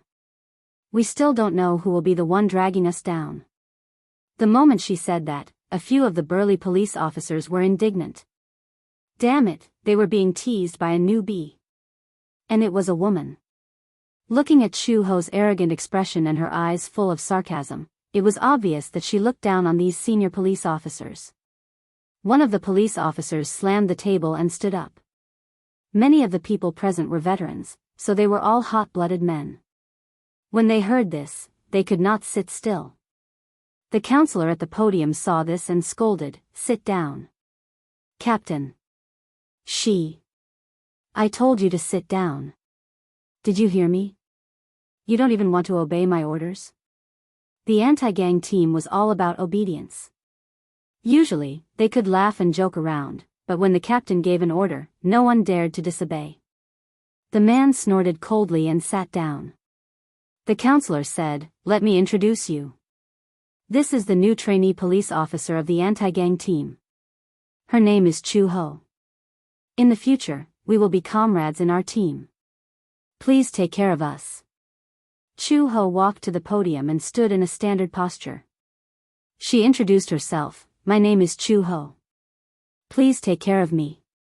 After that, she bent over and gave a standard bow to show her respect as a new police officer to her senior. After the morning assembly, Chu-Ho needed to register. Following that, there would be a week-long induction training and a 1-month internship. After a month, there would be a strict assessment. If she passed the assessment, she would be officially part of the force. When Chu-Ho walked out of the door, a few of the police officers looked at each other and exchanged glances. One of the men walked towards her and reached out to grab her shoulder. Chu-Ho grabbed his arm without looking back. Then, almost like a sudden clap of thunder, she threw him into the backpack. There was a loud bang.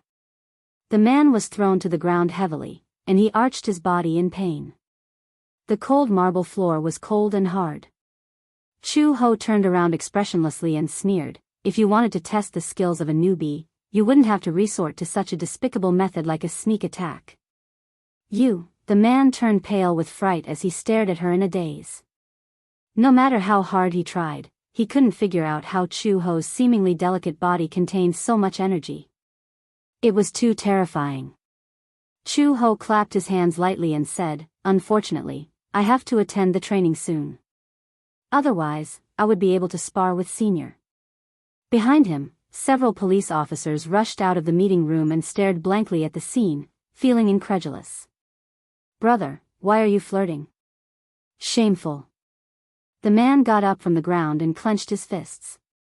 Just as he was about to walk toward Chu-Ho, the shorter police officer behind him immediately pulled him back. "All right, don't be impulsive. Don't make things difficult for a newcomer." "That's right, Brother Hui. Don't let your emotions affect your decisions. If the counselor finds out, you'll definitely be punished." Only then did the man restrain his anger, turn around and leave. Chu-Ho thought to himself, "You're crazy."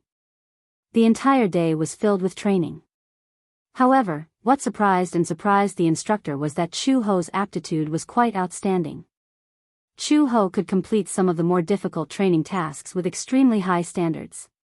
When the training ended, the instructor called Chu-Ho to the side and asked carefully, "Have you been a soldier before?" Chu-Ho raised his eyebrows and said indifferently, "Yes." "Oh. Retired veteran? Mercenary?" The instructor's mouth was wide open. Chapter 34-32. Chu-Ho used to be from a mercenary group and was a top mercenary. After that, he officially joined the Interpol and worked at the headquarters. The instructor asked again, "Did you really work as a mercenary?" "Not really." "Oh. Then." Chu-Ho said, "I used to be a police officer." "What police officer?" Chu-Ho said seriously, "I'm the top anti-corruption inspector at the Interpol headquarters." The instructor was at a loss for words. Interpol. That was an international police organization. They were the elites of the elites. They were all top international police officers. In other words, an anti-corruption inspector was a very high position. If he was really an anti-corruption inspector, he would receive a very high standard of reception when he went to other countries. Are you kidding? The man looked incredulous. Chu-ho said coldly, "Instructor, do I look like I'm joking?" The instructor was speechless. He didn't look like it. But, according to his understanding, the International Anti-Corruption Inspector changed every 5 years. The last one was indeed a female member. Moreover, this female member was the first in the history of anti-corruption inspectors to be a female. Could it be, it was her? Then what was the point of teaching? She should be the one teaching him. If someone else said this, he might have doubted it. However, Chu-ho was so outstanding that he announced his graduation in one day. Because she didn't need to receive any training at all. As soon as Chu-ho left the police station, the instructor ran to the counselor to ask where Chu-ho came from. The political and law exam. The application form was submitted directly from the entrance of the official website. Then, she took the political and law exam and was directly admitted. What's wrong, Instructor Zhang? Is there a problem with her? You let her take part in the induction training? She should be the one to train us.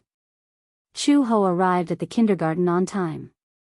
At the door of the classroom, he saw Xiaobao packing his bag. Shang'er saw Chu-ho outside the window and exclaimed, "Xiaobao, your mother is here to pick you up." Xiaobao raised his head. His gloomy face finally regained some color. He carried his backpack and walked out of the classroom. He threw himself into Chu-ho's arms, looking a little aggrieved. "Mom, the kids are still ignoring me." On the way back, Xiaobao was still unhappy. When Chu-ho asked him again, Xiaobao finally said, "I tried to talk to them, but they kept away from me, as if I was a big monster." He did as Gu Jinglian said and tried his best to be responsible for his own affairs. However, the child was still unwilling to talk to him. He was vexed. Chu-ho picked him up and kissed his rosy cheeks tenderly. "Don't rush. Take your time." Chu-ho suddenly asked, "Your birthday is coming up. Have you thought about what kind of birthday party you're going to hold?" Xiaobao poked his finger and said, "I want to spend it with Jean. Chu-ho remembered. "Ah, the little girl sitting in front of you?" "Yeah. Do you like her?" Xiaobao blushed and immediately said, "No, look at you. Your face is red. You still say you don't like her?" Chapter 34-33. Sure. Xiaobao was excited. However, he suddenly thought of something and hesitated. What if they don't want to come? Why would they? Chu-ho smiled. If it's a sincere invitation, why wouldn't they want to come? Xiaobao, don't you know how to draw? You can make an invitation letter for each of the children and invite them to your birthday party. Xiaobao nodded heavily. Chu-ho brought Xiaobao around the stationery store and bought watercolor pens, colored pencils, and cardboard cards. When they got home and had dinner, Xiaobao and Chu-ho started the huge project. Let's make one for her first. With that thought in mind, Xiaobao began to move. However, how should he make the invitation card? Xiaobao was in a dilemma. Chu-ho asked him, "Aren't you good at drawing? Draw then draw you and write some words." That's it. Xiaobao was inspired. Hence, he held the pencil and started to draw stroke by stroke. When Uncle Fu walked in, Xiaobao had already finished drawing He had a strong talent for drawing. Although the he drew was not as realistic as the sketch, the cartoon version of Shang had a pair of big watery eyes, a small nose, and cherry lips. She was wearing a beautiful dress and standing in front of a beautiful castle. Xiaobao added himself. The two of them were holding hands and flowers were blooming in front of them. It was a childish romance. Chu-ho thought to himself, when this kid grows up, he'll definitely be good at getting girls to like him. I'm done. Xiaobao showed the completed invitation card to Chu-ho and Uncle Fu. The latter was stunned. Xiao Bao's drawing is so good. Yeah. Did he learn how to draw before? Chu Ho shook his head. No, he seems to have been born with a natural talent for drawing. Uncle Fu smiled. Then she must have inherited old master's talent in painting. When Chu Ho heard this, he was stunned. Is Gu Jinglian very good at painting? Old master is good at painting. When he was young, his landscape painting was exhibited in an art gallery. It was bought at a high price of 100,000 yuan. Xiao Bao was astonished. Daddy, you're so good at painting? Master's calligraphy is also very good. Gu Jinglian's handwriting was definitely the most beautiful that Uncle Fu had ever seen. It was bold and powerful, like a dragon flying and a phoenix dancing. He had never seen anyone with better calligraphy than Gu Jinglian, including famous calligraphers. Then, let Daddy write for me. As Xiao Bao spoke, he took the card and ran to Gu Jinglian's room. Gu Jinglian was reading when Xiao Bao placed the invitation card in front of him. He said confidently, Daddy, Daddy. Help me write a few words. This little guy always had a way to disturb him. However, Gu Jinglian couldn't do anything about him. He picked up the invitation card and saw a vivid cartoon drawing on it. For a moment, he was slightly stunned. You drew this? Yeah. Xiao Bao's birthday is next month. This is the invitation card. Birthday? Gu Jinglian remembered that it was indeed his birthday next month. He picked up the fountain pen and asked, what should I write? Well, just write Dear Shang, I really hope that you can come to my birthday party. Gu Jinglian picked up the pen and wrote it down before handing it to him. Xiao Bao took the invitation card from him and glanced at it. He was also impressed by Gu Jinglian's elegant handwriting. Chapter 34-34. Daddy's handwriting is so beautiful. Gu Jinglian's ears really liked this compliment.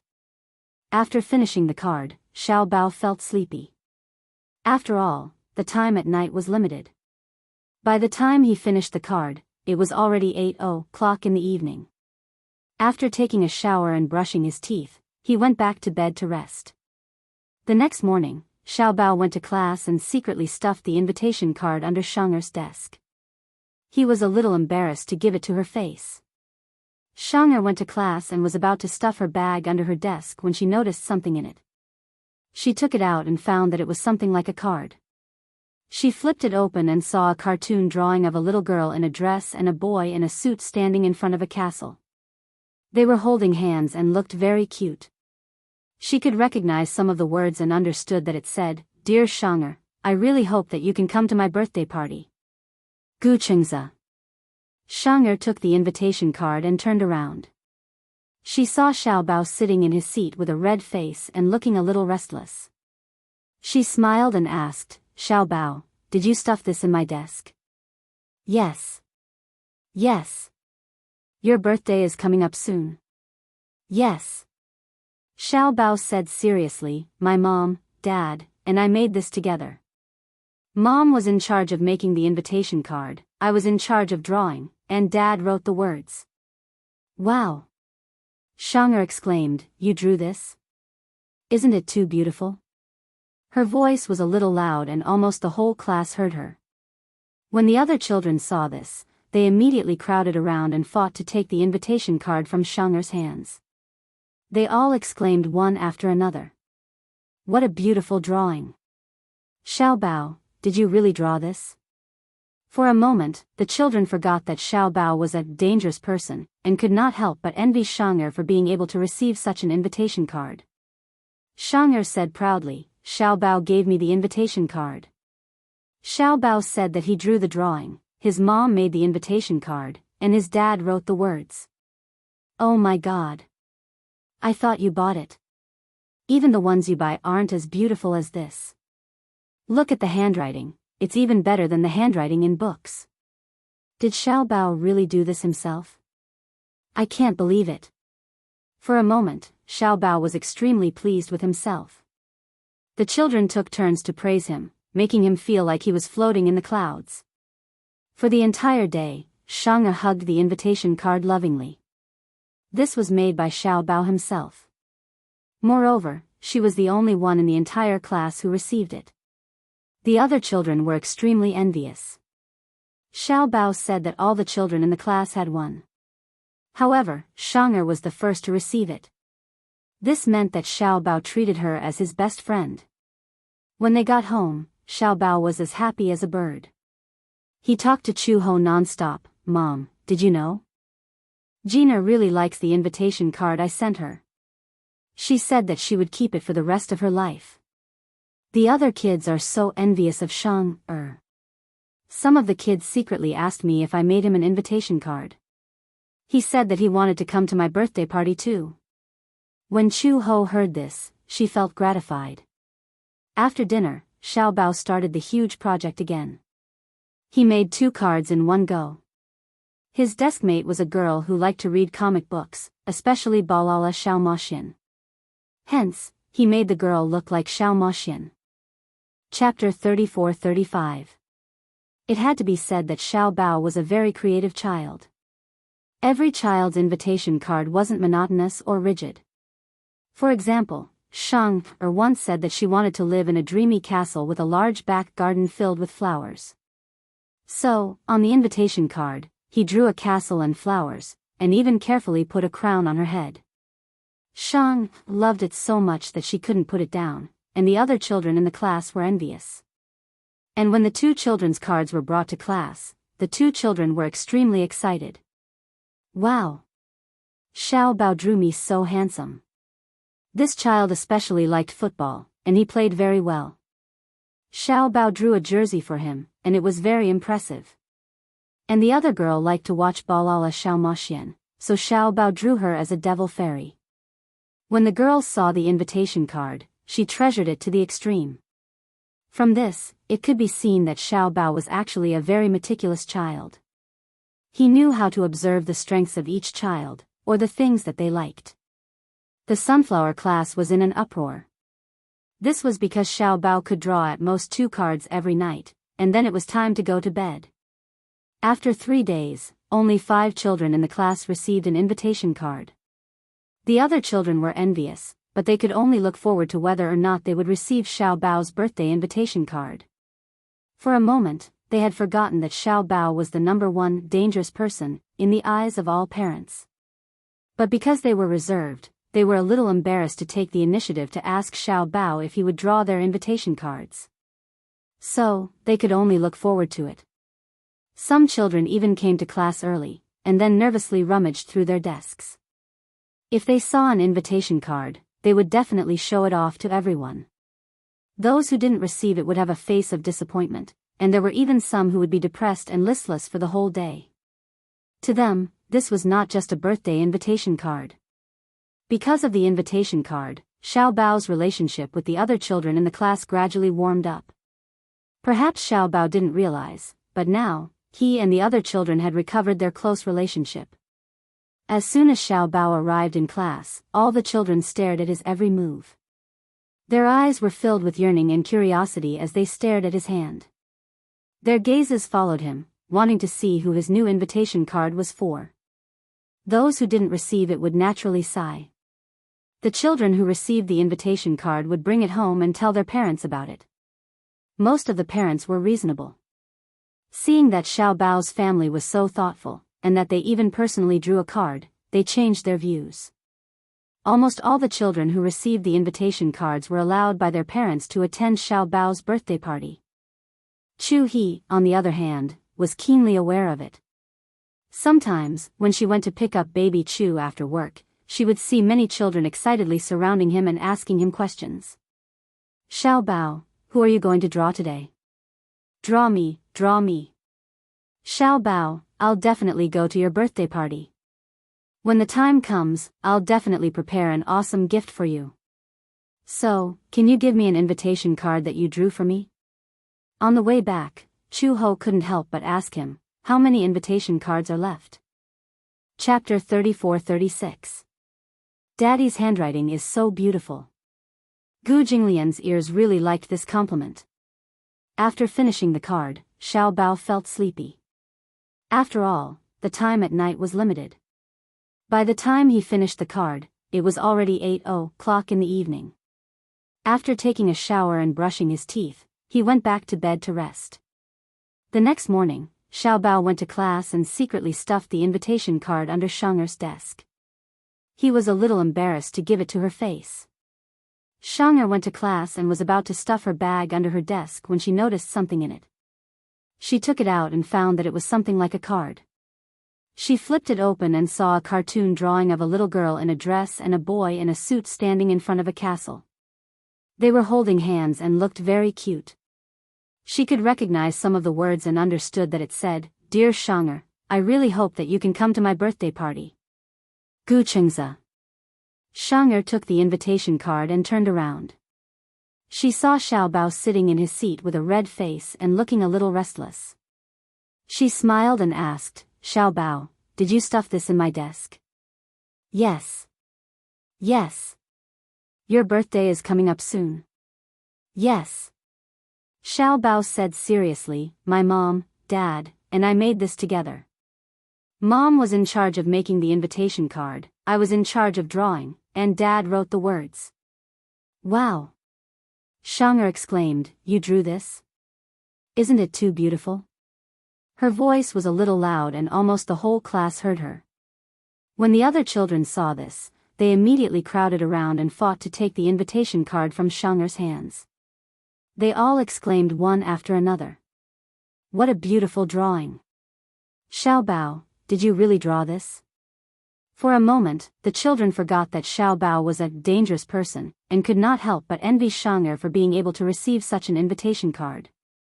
Shang'er said proudly, "Xiaobao gave me the invitation card."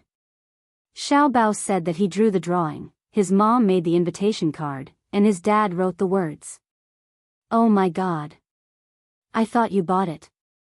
Even the ones you buy aren't as beautiful as this. Look at the handwriting, it's even better than the handwriting in books. Did Xiaobao really do this himself? I can't believe it."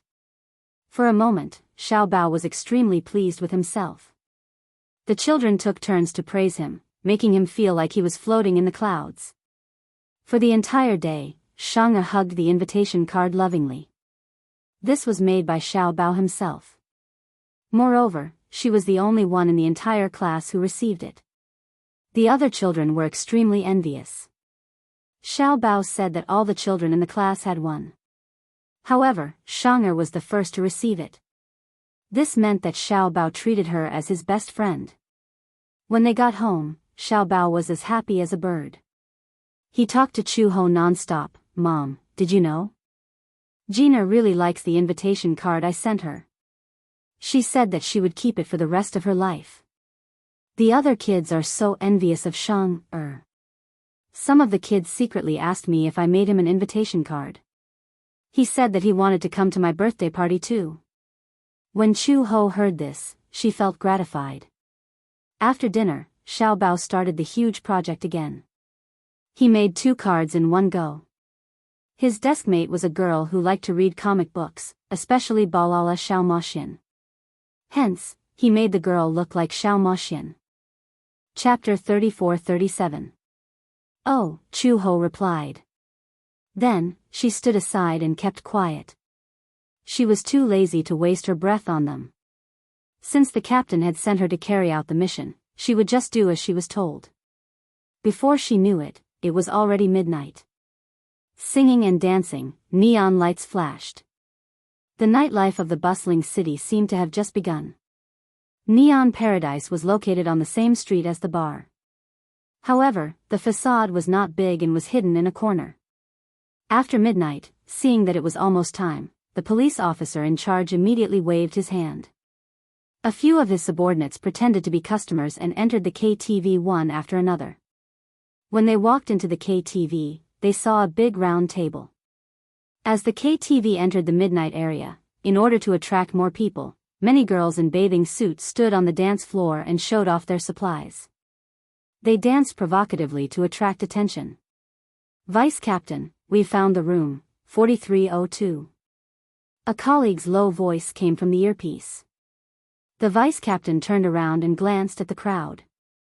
He said slowly, 4302, one of you go and check how many people are in the room. Chu Ho was about to walk out, but someone was faster than her. A tall and thin man stood out. Vice Captain, I'm more familiar with the terrain here. I'll go and check the situation first. Okay, go and see how many people are in the room. Okay. That person left quickly. In less than 10 minutes, he came back and said, there are about 10 people in the room. At the end of the corridor, the room with the loudest music is there. The doors of KTV rooms were often made of transparent glass. Through the glass, he saw 6 or 7 men inside, each holding a woman. They were smoking and swaying their bodies to the loud music. He saw a pile of cash on the table and a lot of cash scattered on the floor. It basically confirmed the fact that they were smoking and gambling. They seemed to be almost done drinking. Some of them have lost consciousness and are standing there dancing. The vice captain stood up and ordered, arrest them. A few police officers immediately walked towards 4302. They couldn't wait to finish the mission and go home to sleep. He was too tired. He had worked all day and returned home at night.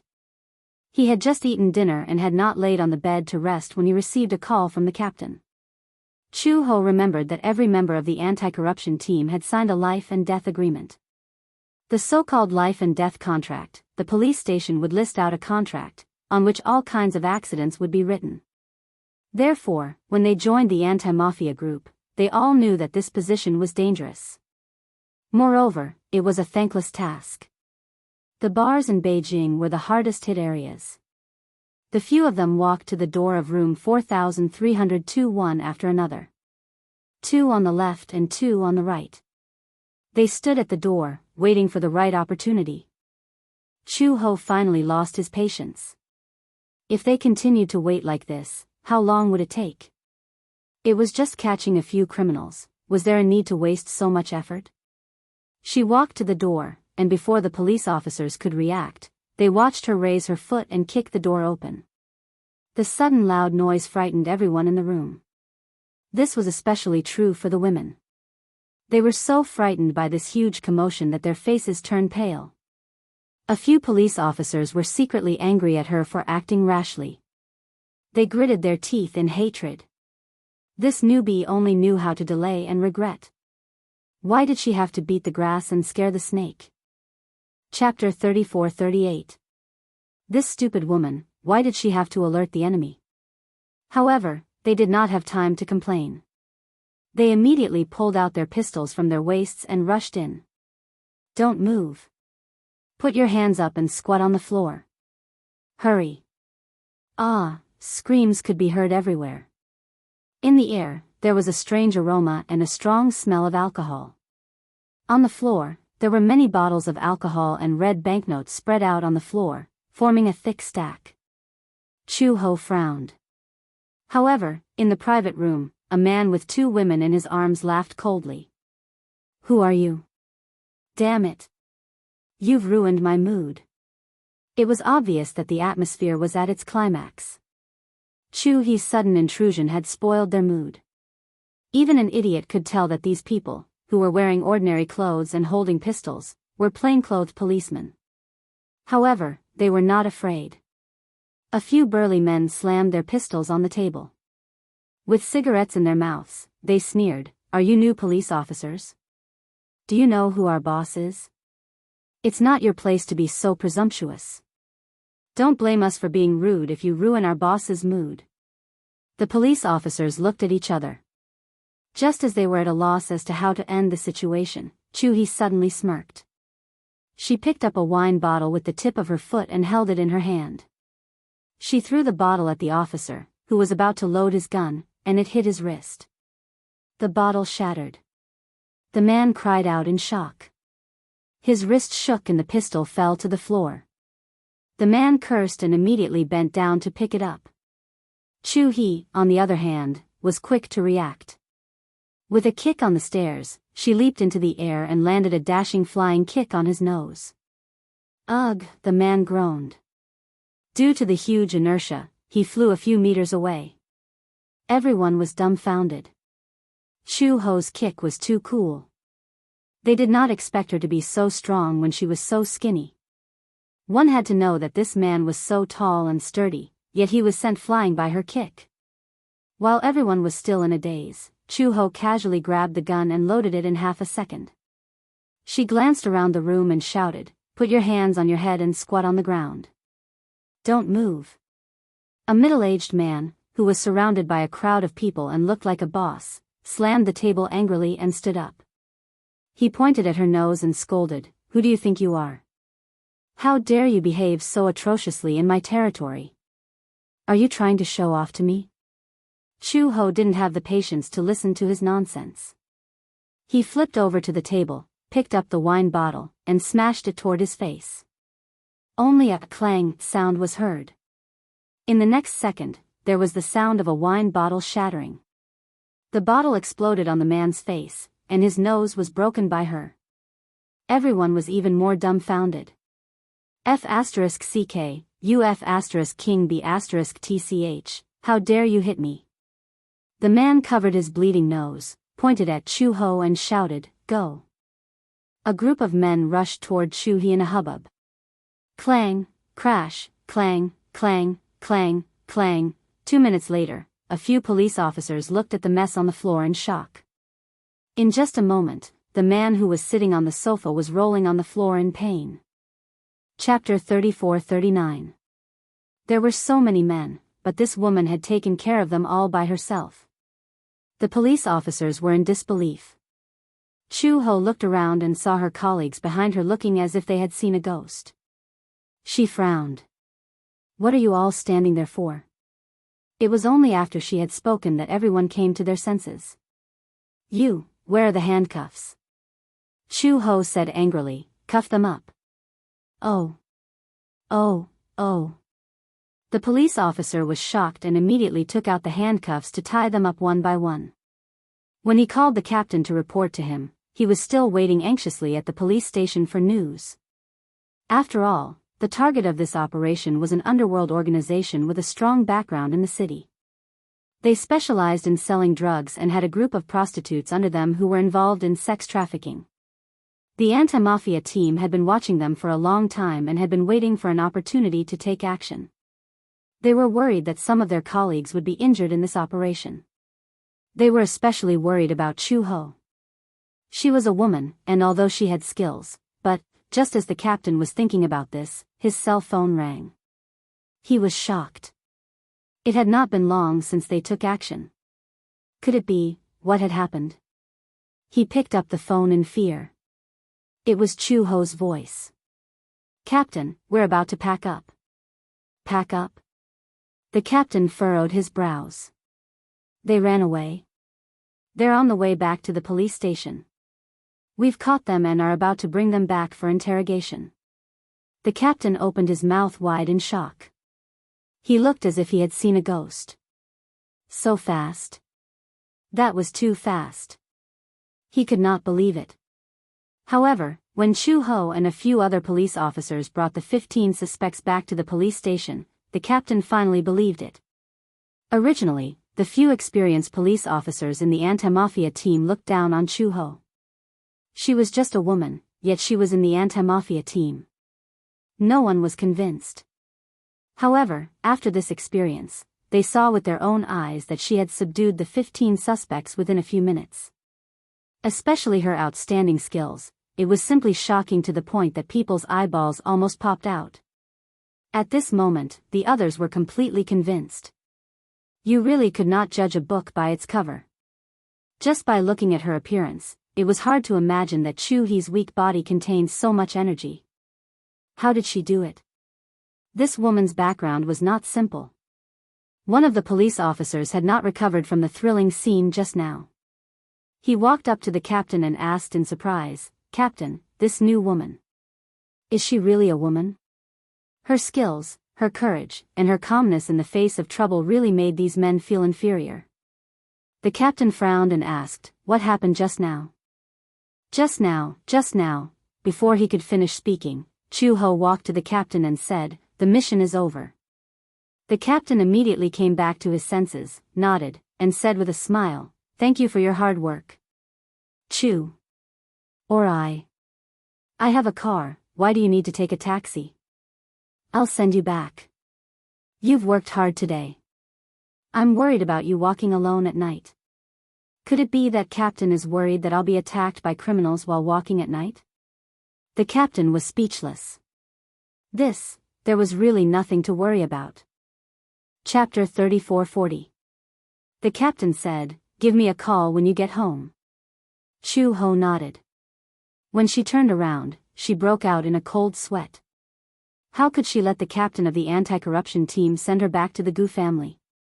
If he looked up and saw that she was staying with the Gu family and recognized the Gu family mansion, he would definitely be in a mess. She was about to leave when the captain called out to her from behind. Chu-ho. Yes? She came back to her senses and looked back abruptly. Her elegant face, however, was a man who was more than 1.8 meters tall. His face immediately turned red. He stammered for a long time, but he couldn't think of what he was going to say. Thus, he stammered, Be careful on the road. Okay, don't worry. I'll be fine. Chu-ho left after saying that. A few policemen came up to him. Seeing that the captain was blushing, they couldn't help but tease him, "The captain is blushing. How rare. How rare. Don't tell me you've taken a fancy to her." The captain said angrily, "What nonsense are you talking about? Hurry up and interrogate the criminal." Oh. The few of them turned around resentfully and walked towards the interrogation room. The captain seemed to have thought of something and said sternly, "Wait. What's the matter?" "I thought of what I was going to say." The captain said, "Since Chu-ho has just joined our anti-corruption team, let's hold a welcome banquet for her tomorrow night. In any case, as her seniors, we have to properly entertain this new policewoman, don't we?" The few of them looked at each other but didn't object. After tonight's operation, everyone's impression of Chu-ho had changed. They had originally thought that this woman wouldn't have any skills and that they would have to take care of her while carrying out the mission. In the end, they didn't expect that she would be the most capable one. Those who had been prejudiced against her were completely dispelled now. Okay. It's settled then. When Chu-ho reached home, it was already 1:00 in the morning. Xiao Bao was originally asleep, but no matter how careful she was, she still woke the little guy up. Because Chu-ho was not around, the little guy did not sleep well. In the middle of the night, he heard some noises. When he opened his eyes, he saw Chu-ho enter the room quietly. She didn't seem to realize that Xiao Bao had woken up, so she still tiptoed and changed into her pajamas. Just as she was about to get into bed, she suddenly thought of something. She took out her phone and dialed a number. The call was quickly picked up. "Chu-ho, are you home yet?"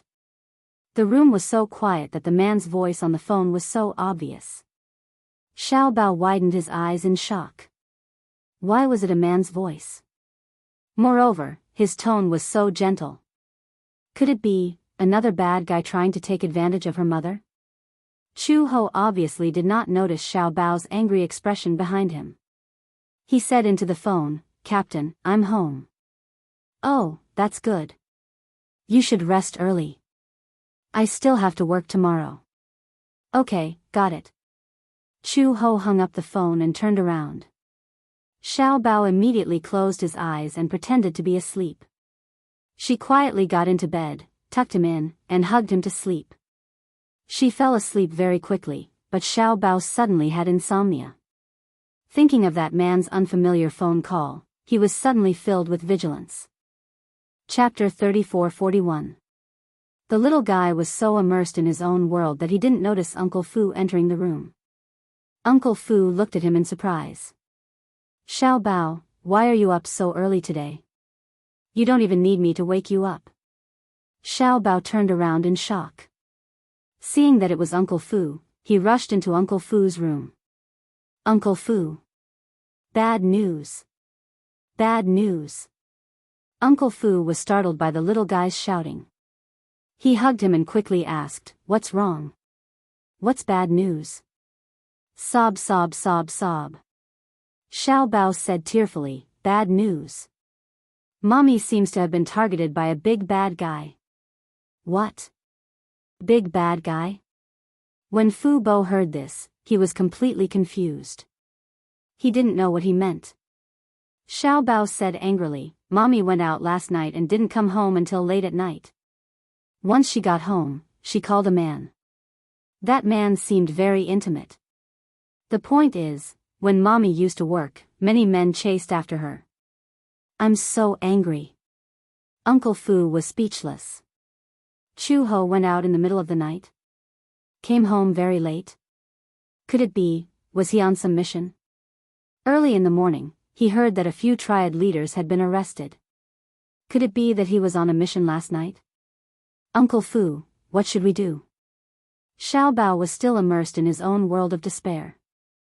He tugged at the corner of his shirt and cried, what if Mommy gets chased away by other men? No, Xiao Bao, don't cry. No. I want to find Daddy. Xiao Bao pushed Uncle Fu away and ran upstairs. Uncle Fu saw this and immediately chased after him in fear. No. Xiao Bao, Master is still sleeping. He chased Xiao Bao all the way upstairs and saw Xiao Bao rushing into Gu Jinglian's bedroom. He pushed the door open and barged in.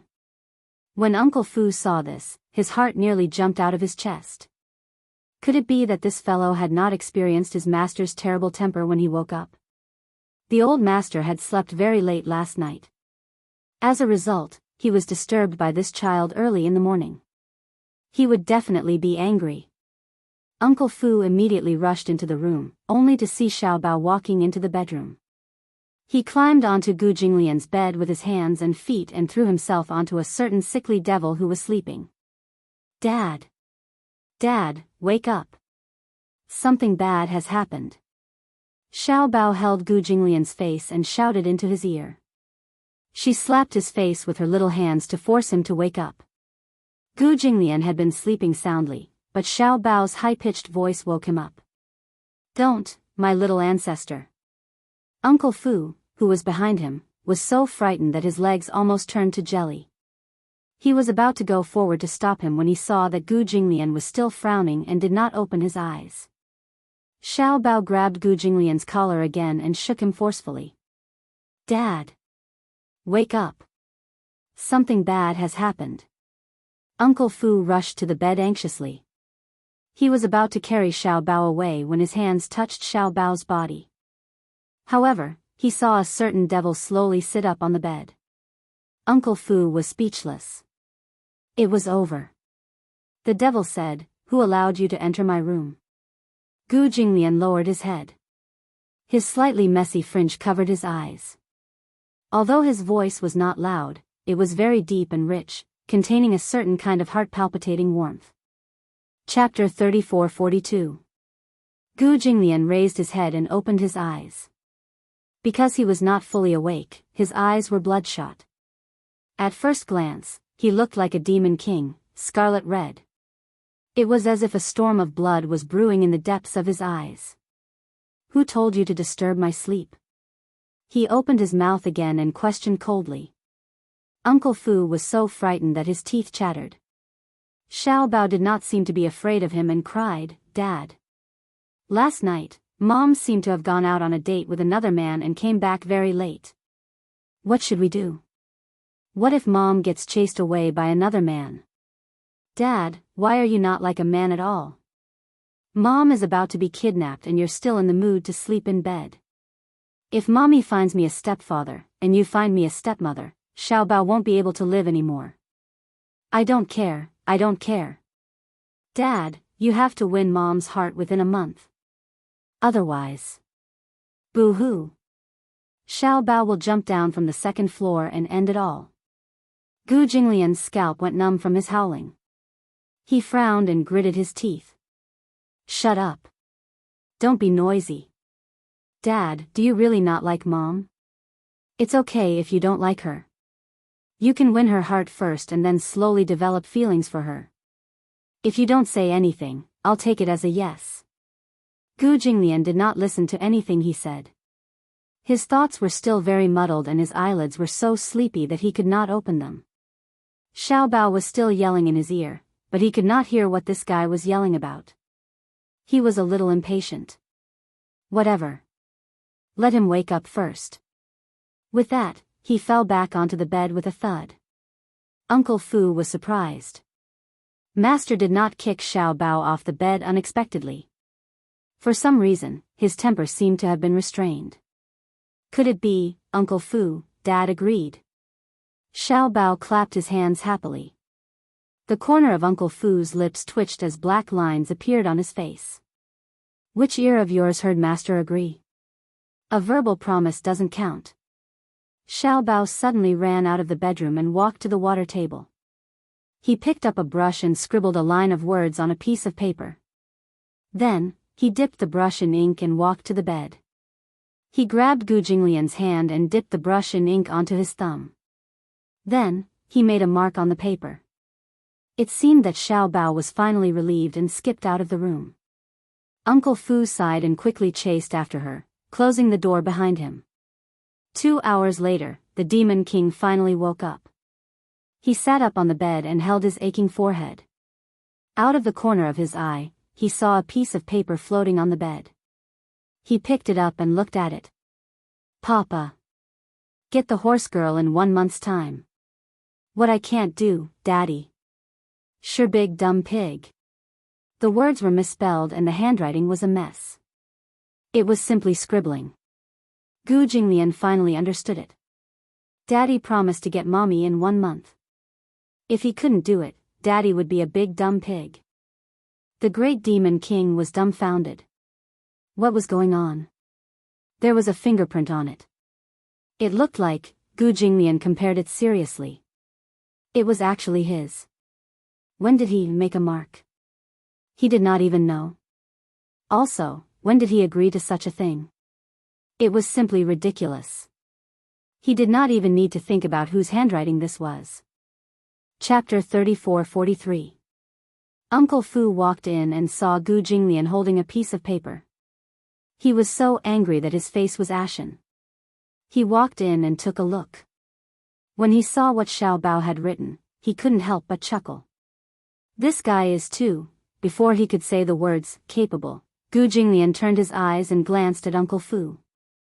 The latter immediately shut his mouth tightly. Old Master's gaze was too scary.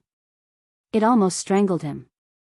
Gu Jinglian held the piece of paper and asked Uncle Fu, when did he write this? Probably in the morning. I remember that Xiao Bao did write something on the paper and even asked you to mark it. After he said this, Gu Jinglian finally remembered. Early in the morning, there was indeed a voice that bombarded his ears. He was a light sleeper. It was a habit of many years. Even when he was sleeping, he was alert. Unless he was especially tired, he wouldn't sleep so soundly. Moreover, he didn't guard against Xiao Bao at all. Hence, he was only focused on sleeping at that time and didn't hear what the little guy was shouting about. Now that he thought about it, Gu Jinglian was speechless. This guy. Just as he was gnashing his teeth, Uncle Fu kindly advised, Old Master, why don't you fulfill Xiao Bao's wish? Marry Chu Ho. This way, Xiao Bao will be relieved of one of his worries. It would also be relieved of one of his worries. Uncle Fu had always hoped that Gu Jinglian would get married and not be alone in the world. He was old and this was the only wish left in his life. Gu Jinglian didn't think much of it. You know that I don't intend to get married in this life. Old Master, Uncle Fu sighed and said, no matter what, even if you don't intend to get married and don't intend to fall in love with any woman, marriage is just a burden on your mind. With you and Chu Ho in this state, it's not very reliable. If marriage is just a formality to you, why don't you complete the formality with Chu Ho? Chu Ho doesn't seem to have any thoughts about marriage. Why don't you just let Xiao Bao have his way? Gu Jinglian's expression did not change much when he heard this. He turned around and rubbed his forehead. He had slept too late last night, so when he woke up, his head still hurt a little. Uncle Fu said, Master, why don't you seriously consider my proposal? Marriage was just a piece of paper. It would be good to do it for Xiao Bao. After all, the little guy didn't have a father since he was young. It wasn't easy for him to have a father, so he definitely lacked a sense of security. He hoped that his parents would always be together. This shows how much the little guy cares about you. When Gu Jinglian heard this, he did not know why, but Uncle Fu's words were very pleasant to his ears. Xiao Bao cared about him. When he heard this, the corners of his lips involuntarily curled up slightly. His mood seemed to brighten up a little. At night, when Xiao Bao came back, he immediately ran to Gu Jinglian's study. "Daddy! I'm back." Gu Jinglian had just carried him and sat him on his lap when he heard the little guy ask, "Daddy, can you win Mommy's heart in a month's time?" Gu Jinglian was speechless. His lips twitched. "Why should I win her heart? You promised." Xiao Bao pretended to take out a piece of paper from his pocket. It was actually folded and unfolded. It was exactly the same as the agreement he had seen on the table in the morning. Gu Jinglian was stunned. This guy actually knew how to make 2 copies of the agreement. Chapter 34-44. Because I was afraid that Daddy would go back on his word. That's why I kept a copy. Sometimes, this little thing was quite astute. He had indeed thrown that piece of paper into the trash can. He didn't expect this child to be so serious that he even prepared a copy. Xiao Bao patted the paper and pointed at the place where he had stamped and said, No. "Daddy, look, this is your handprint. You stamped it yourself. Don't try to cheat." When did he personally stamp it?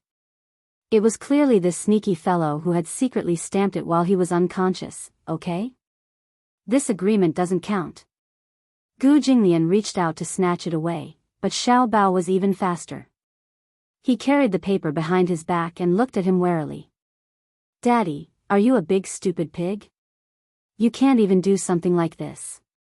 You must have been a big stupid pig in your previous life and then reincarnated." He couldn't argue with a child. He couldn't argue with a child. He couldn't argue with a child. As if chanting a spell, Gu Jinglian repeated these words several times in his heart. Only then did he calm down. He pinched Xiao Bao's cheek and said through gritted teeth, "If I'm a big stupid pig, then what about you? A little stupid pig?" If Uncle Fu was here, he would definitely be scared out of his wits. Gu Jinglian was used to being mature and steady. Now, he was seriously debating such a childish question with a child of a few years old. "No way." Xiao Bao put his hands on his hips and said arrogantly, "I'm a genetic mutation genius." "You are indeed a genetic mutation. Daddy is so smart. How can you be so stupid?" Xiao Bao heard this and said angrily, "How dare you call me stupid? Reflect. Reflect your reflection. Rebound, rebound, rebound, reflect your reflection, reflect your reflection, reflect." Xiao Bao's eyes were spinning. Soon, he was confused by Gu Jinglian. His little brain could not wrap itself around it. He actually could not tell how many bounces Gu Jinglian had said. The capacity of his little brain was a little insufficient. Xiao Bao pouted and said, "Anyway, I don't care. Anyway, since Dad promised me something, he must do it. Otherwise, Daddy is a big stupid pig." Xiao Bao wanted to matchmake Gu Jinglian and Chu Ho. In the end, when Chu Ho returned home and was about to finish his meal, Xiao Bao had already taken action. At the dining table, Gu Jinglian and Chu Ho sat opposite each other. Xiao Bao sat in the middle. During the meal, Gu Jinglian did not say a word and ate quietly. It was the same for Chu Ho. Xiao Bao raised his head and looked at Gu Jinglian and then at Chu Ho. Suddenly, he reached out his chopsticks, picked up a piece of red braised pork from the plate, and placed it in Chu Ho's bowl. Chu Ho looked up in surprise, but heard Xiao Bao say, "Dad asked me to give this to you. Dad said that Mom is too skinny and needs to eat more meat to gain more weight." He was definitely up to something. Gu Jinglian narrowed his eyes gloomily. When did he say something like that? Chu Ho looked at the red braised pork in her bowl and then looked at Gu Jinglian in confusion. Was she deaf? She did not hear Gu Jinglian say that either. Looking at Xiao Bao's expression again, Chu Ho suddenly understood. Okay, I got it. Mom, eat more. As she spoke, she took a bite of the red braised pork and began to eat. The awkwardness was instantly resolved. Chapter 34-45. When Xiao Bao heard this, he was so touched that his eyes sparkled. Mommy was eating red braised pork. This meant that Mommy liked Daddy. Of course, Xiao Bao was only thinking this in his heart. If Chu Ho had heard this, he would have been impressed by Xiao Bao's godly logic. However, Xiao Bao wouldn't let it go just like that. He reached out again and placed another piece of red braised pork into Gu Jinglian's bowl. He smiled and said, Mommy asked me to give this to you. She said that red braised pork is delicious and asked Daddy to eat more. Chu Ho was speechless. When did she say something like that? Gu Jinglian was speechless. She didn't say that. Xiao Bao looked at him with disdain. How did you know? I didn't hear it. Hey, Daddy, that's because you and Mommy don't have telepathy yet. Xiao Bao said seriously, Mommy said it in her heart. I heard it. Because Mommy and I have telepathy. Chu Ho resisted the urge to vomit blood and forced a smile. It's delicious. Eat more. Then, he lowered his head awkwardly and dug into his rice. Gu Jinglian frowned. He didn't really like red braised pork as it was too greasy. He had always been a light eater. However, just as he was about to put the red braised pork aside, he saw Xiao Bao looking at him with sparkling eyes, as if waiting for his evaluation. Gu Jinglian bit down on the red braised pork. When Xiao Bao saw this, he said cheerfully to Chu Ho, Daddy said that Mommy's red braised pork is the best. Cough. Chu Ho choked on a mouthful of rice and coughed for a long time. Gu Jinglian's expression changed again and again. A mouthful of meat was stuck in his throat and he couldn't spit it out. His face turned green. This guy, when Xiao Bao saw that Chu Ho had choked, he couldn't help but rebuke, Mommy is really too much. Can't you eat slower? No one's fighting with you. As he said this, he scooped a bowl of soup for her and pushed it in front of her. Drink some soup. Chu Ho picked up the bowl awkwardly and carefully drank a few mouthfuls of soup before swallowing the rice. She cleared her throat and picked up the bowl again. When she saw that Gu Jinglian had already silently eaten the red braised pork, she couldn't help but be stunned. She remembered that this man seemed to hate such greasy meat. He had never eaten red braised pork before. Unexpectedly, he had eaten the whole piece. It wasn't easy. Suddenly, Mommy Mommy Hua, Mommy Mommy eat, Mommy eat eat eat eat, Mommy eat eat eat. Huh. Chu he looked as if she had seen a ghost. You're sleeping alone? Yes. Little Treasure nodded solemnly and said, because my teacher said that when I grow up, I have to learn to be independent. Mama mo mama mama mamanan.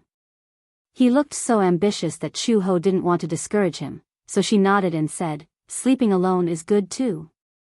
Gu Jinglian glanced at him meaningfully and suddenly had a bad feeling. He had a feeling that this little guy was brewing something in his heart. He couldn't help but suspect the real purpose of his so-called independence. When it was time to sleep, Gu Jinglian's premonition was confirmed. Gu Jinglian had just finished showering and walked to the study when Xiao Bao hooked his finger at him mysteriously. Daddy, come here. He walked to the door and asked curiously as he wiped Mommy's wet hair with a towel, what's wrong? Chapter 34-46. As Xiao Bao spoke, he took Gu Jing's hand and walked towards his room. Finish writing for me. Gu Jinglian's eyelids suddenly twitched violently. When they reached Xiao Bao's room, the little guy pushed him into the study. There were a few invitation cards on the table. He said to him, you can start writing.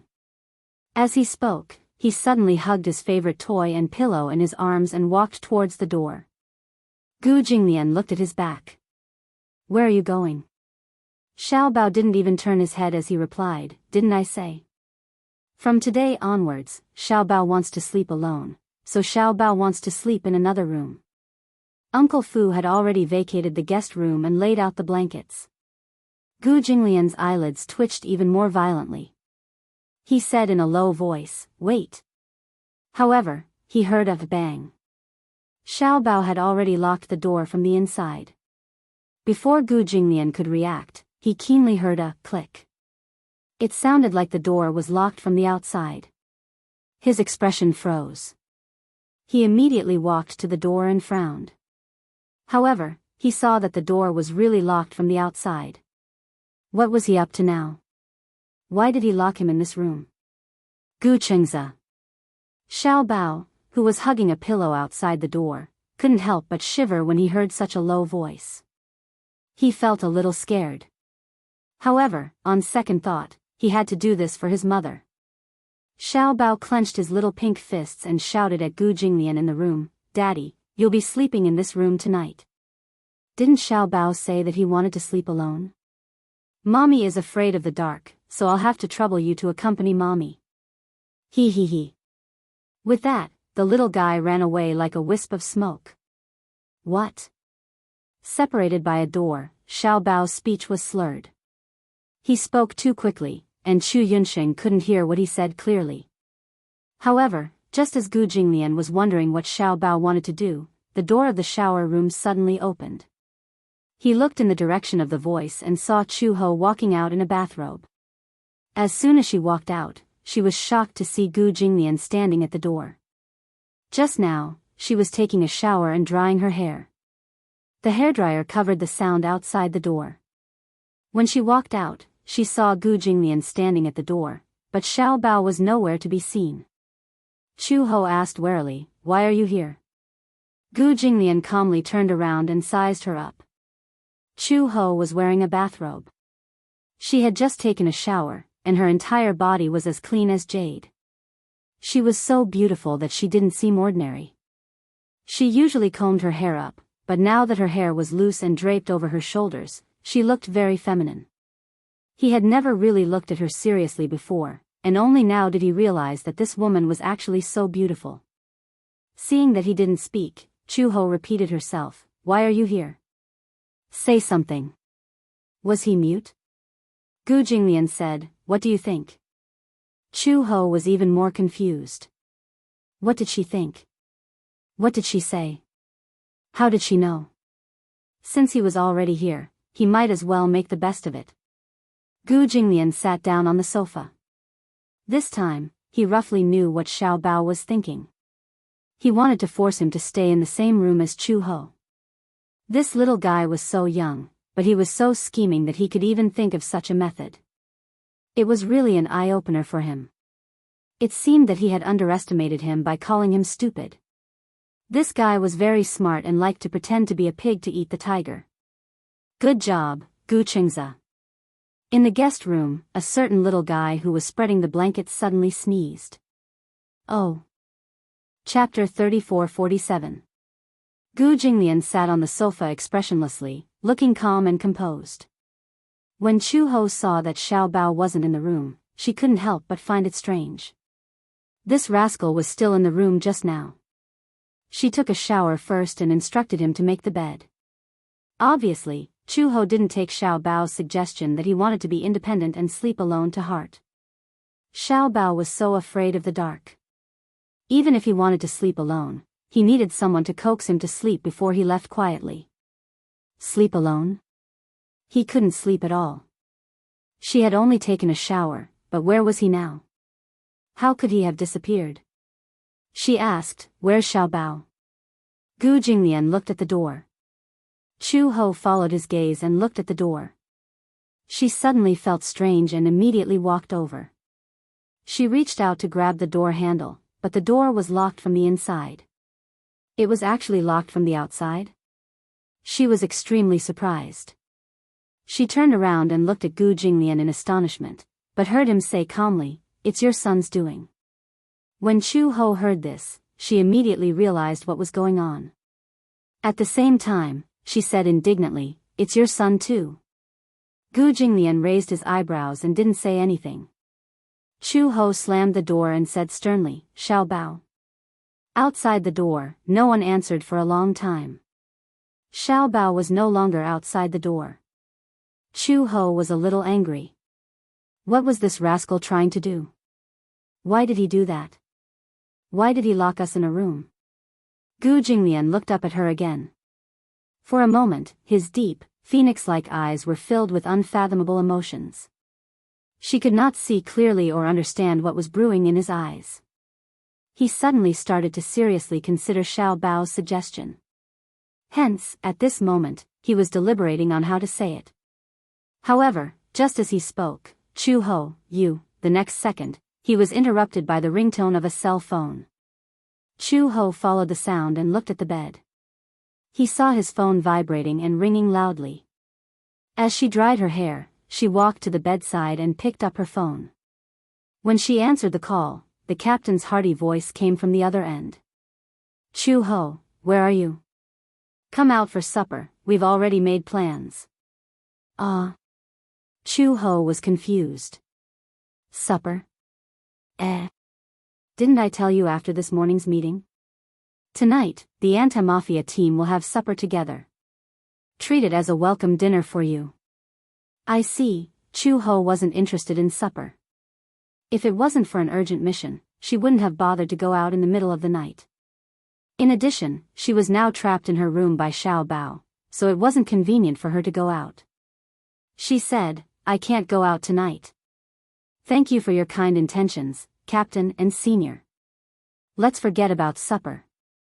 The captain laughed and said, this is a welcome banquet. How can we forget about it? In our group, this is a rule. It's not considered especially grand. Hee. We'll just have some barbecue and beer together. Then, Chu Ho saw that she couldn't refuse and said plainly, why don't we change it to tomorrow? I really forgot about this today. I'm sorry. Gu Jinglian saw that her tone was gentle, which was rare. When she was on the phone, her face was no longer stiff. He couldn't help but get up and walk slowly towards her. Chu Ho was still holding her phone. Obviously, she didn't realize that he was slowly approaching her. Okay, there's no hurry. Let's set it for tomorrow then, the captain said. Chapter 34-48. Chu Ho smiled and said, Captain, you should rest early too. Wait. Chu Ho. The person on the other end of the line suddenly called her nervously. Chu Ho raised her eyebrows and said in surprise, what's the matter? Is there anything else? The captain smiled and said, I just wanted to ask you how old you are. Girls your age usually have a boyfriend. Gu Jinglian heard the man's voice and couldn't help but frown unhappily. When Chu Ho heard this, she said disapprovingly, I don't have a partner. You don't have a partner? The man on the other end of the line seemed to be agitated. Just from his tone, it was as if he had heard great news. You're single? Yeah. You can say that. Why are you suddenly asking this? Oh, it's nothing. As a captain, I have to care about my subordinate's marriage. Oh, I see. Chu Ho didn't pay much attention to it. She was especially clueless in this aspect. The man's gaze behind her became even colder. Was this woman an idiot?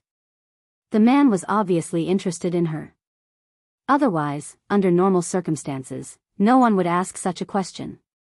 His tone sounded quite nervous. He was even inexplicably agitated when he found out that she was single. Did she really not understand, or was she playing dumb? After Chu Ho hung up the phone, she turned around and bumped into Gu Jinglian's chest. She furrowed her brows in pain as her forehead bumped into his collarbone. It was quite painful. Chu Ho took a few steps back, only to see Gu Jinglian standing in front of her expressionlessly. He didn't move an inch, but his eyes lingered on her body as if he was trying to figure something out. She asked cautiously, why do you keep staring at me? Who was that man just now? He asked. Chu He, on the other hand, was stunned. What was wrong with this man today? Did he take the wrong medicine? Why was he suddenly concerned about someone other than her and Xiao Bao? Gu Jinglian's personality had always been indifferent. He never cared about anyone and treated others as air. Does it have anything to do with you? Chu Ho said unhappily, why are you suddenly concerned about this? What? Can't I ask? Not an important person. Chu Ho saw that Gu Jinglian's eyes were getting colder and colder, so he said, the leader of the anti-mafia group, my direct superior. Anti-mafia group? However, Gu Jinglian felt that it was extremely ironic. Of all the jobs you could do, why did you have to go to the anti-mafia group? Is there a problem? Chu Ho didn't think there was a problem at all. Even if the man standing in front of her was Xiao Bao's biological father, he was also the man that all the members of the anti-mafia group hated. She joined the anti-mafia group because of her identity and past background. She was definitely qualified for this job. Chu Ho preferred to work with men.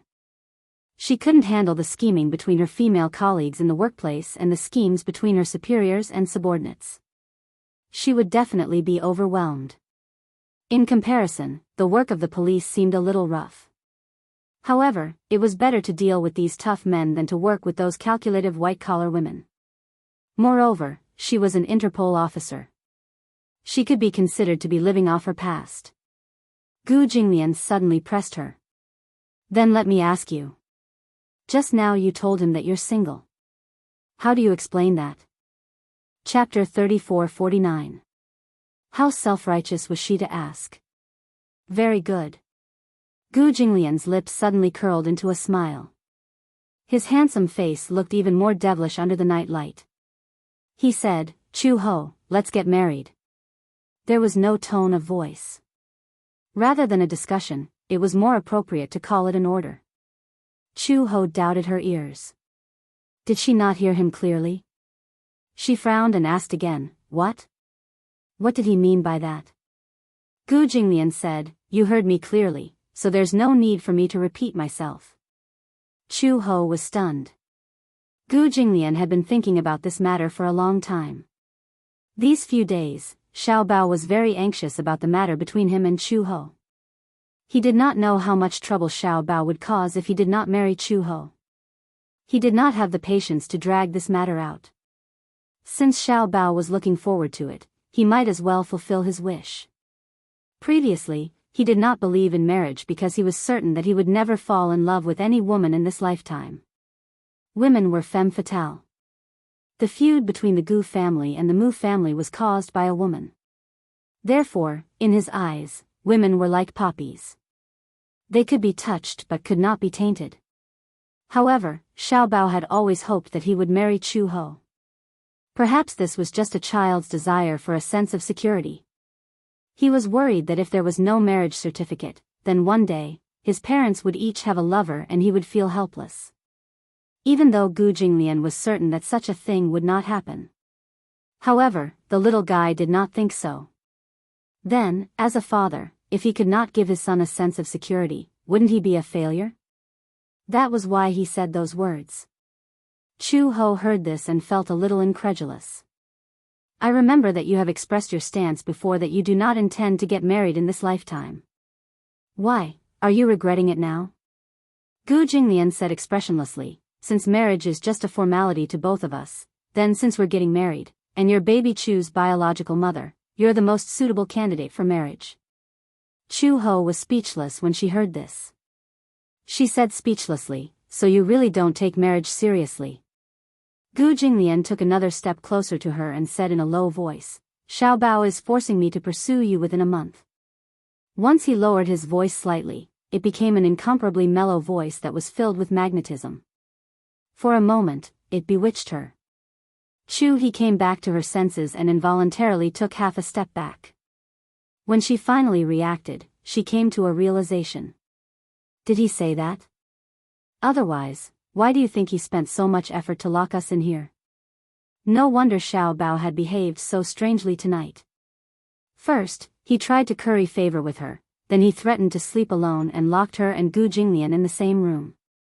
So, this was what he had in mind. Chu Ho did not know whether to laugh or cry. What was this? Matchmaking? How could he be so scheming at such a young age? She could not help but wonder if Uncle Fu had been giving him ideas from the beginning to the end. Just as Chu Ho was cursing silently, Gu Jinglian said, "When are we going to get the marriage certificate?" Chapter 3450. Marriage is not something that can be settled with just a few words. You sound so casual, as if you're buying groceries at the market. Gu Jinglian asked bluntly, "When are you going to rest? Are you free tomorrow?" "No, I have to go to work." "Then the day after tomorrow?" "I'm free in the afternoon." Gu Jinglian said, "Then the day after tomorrow." Chu Ho suddenly smiled and continued to dry his hair.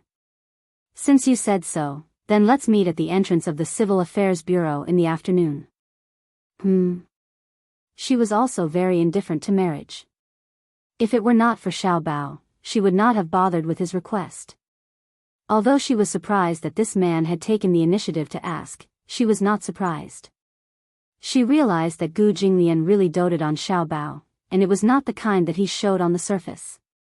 A father's love was more profound than a mother's love.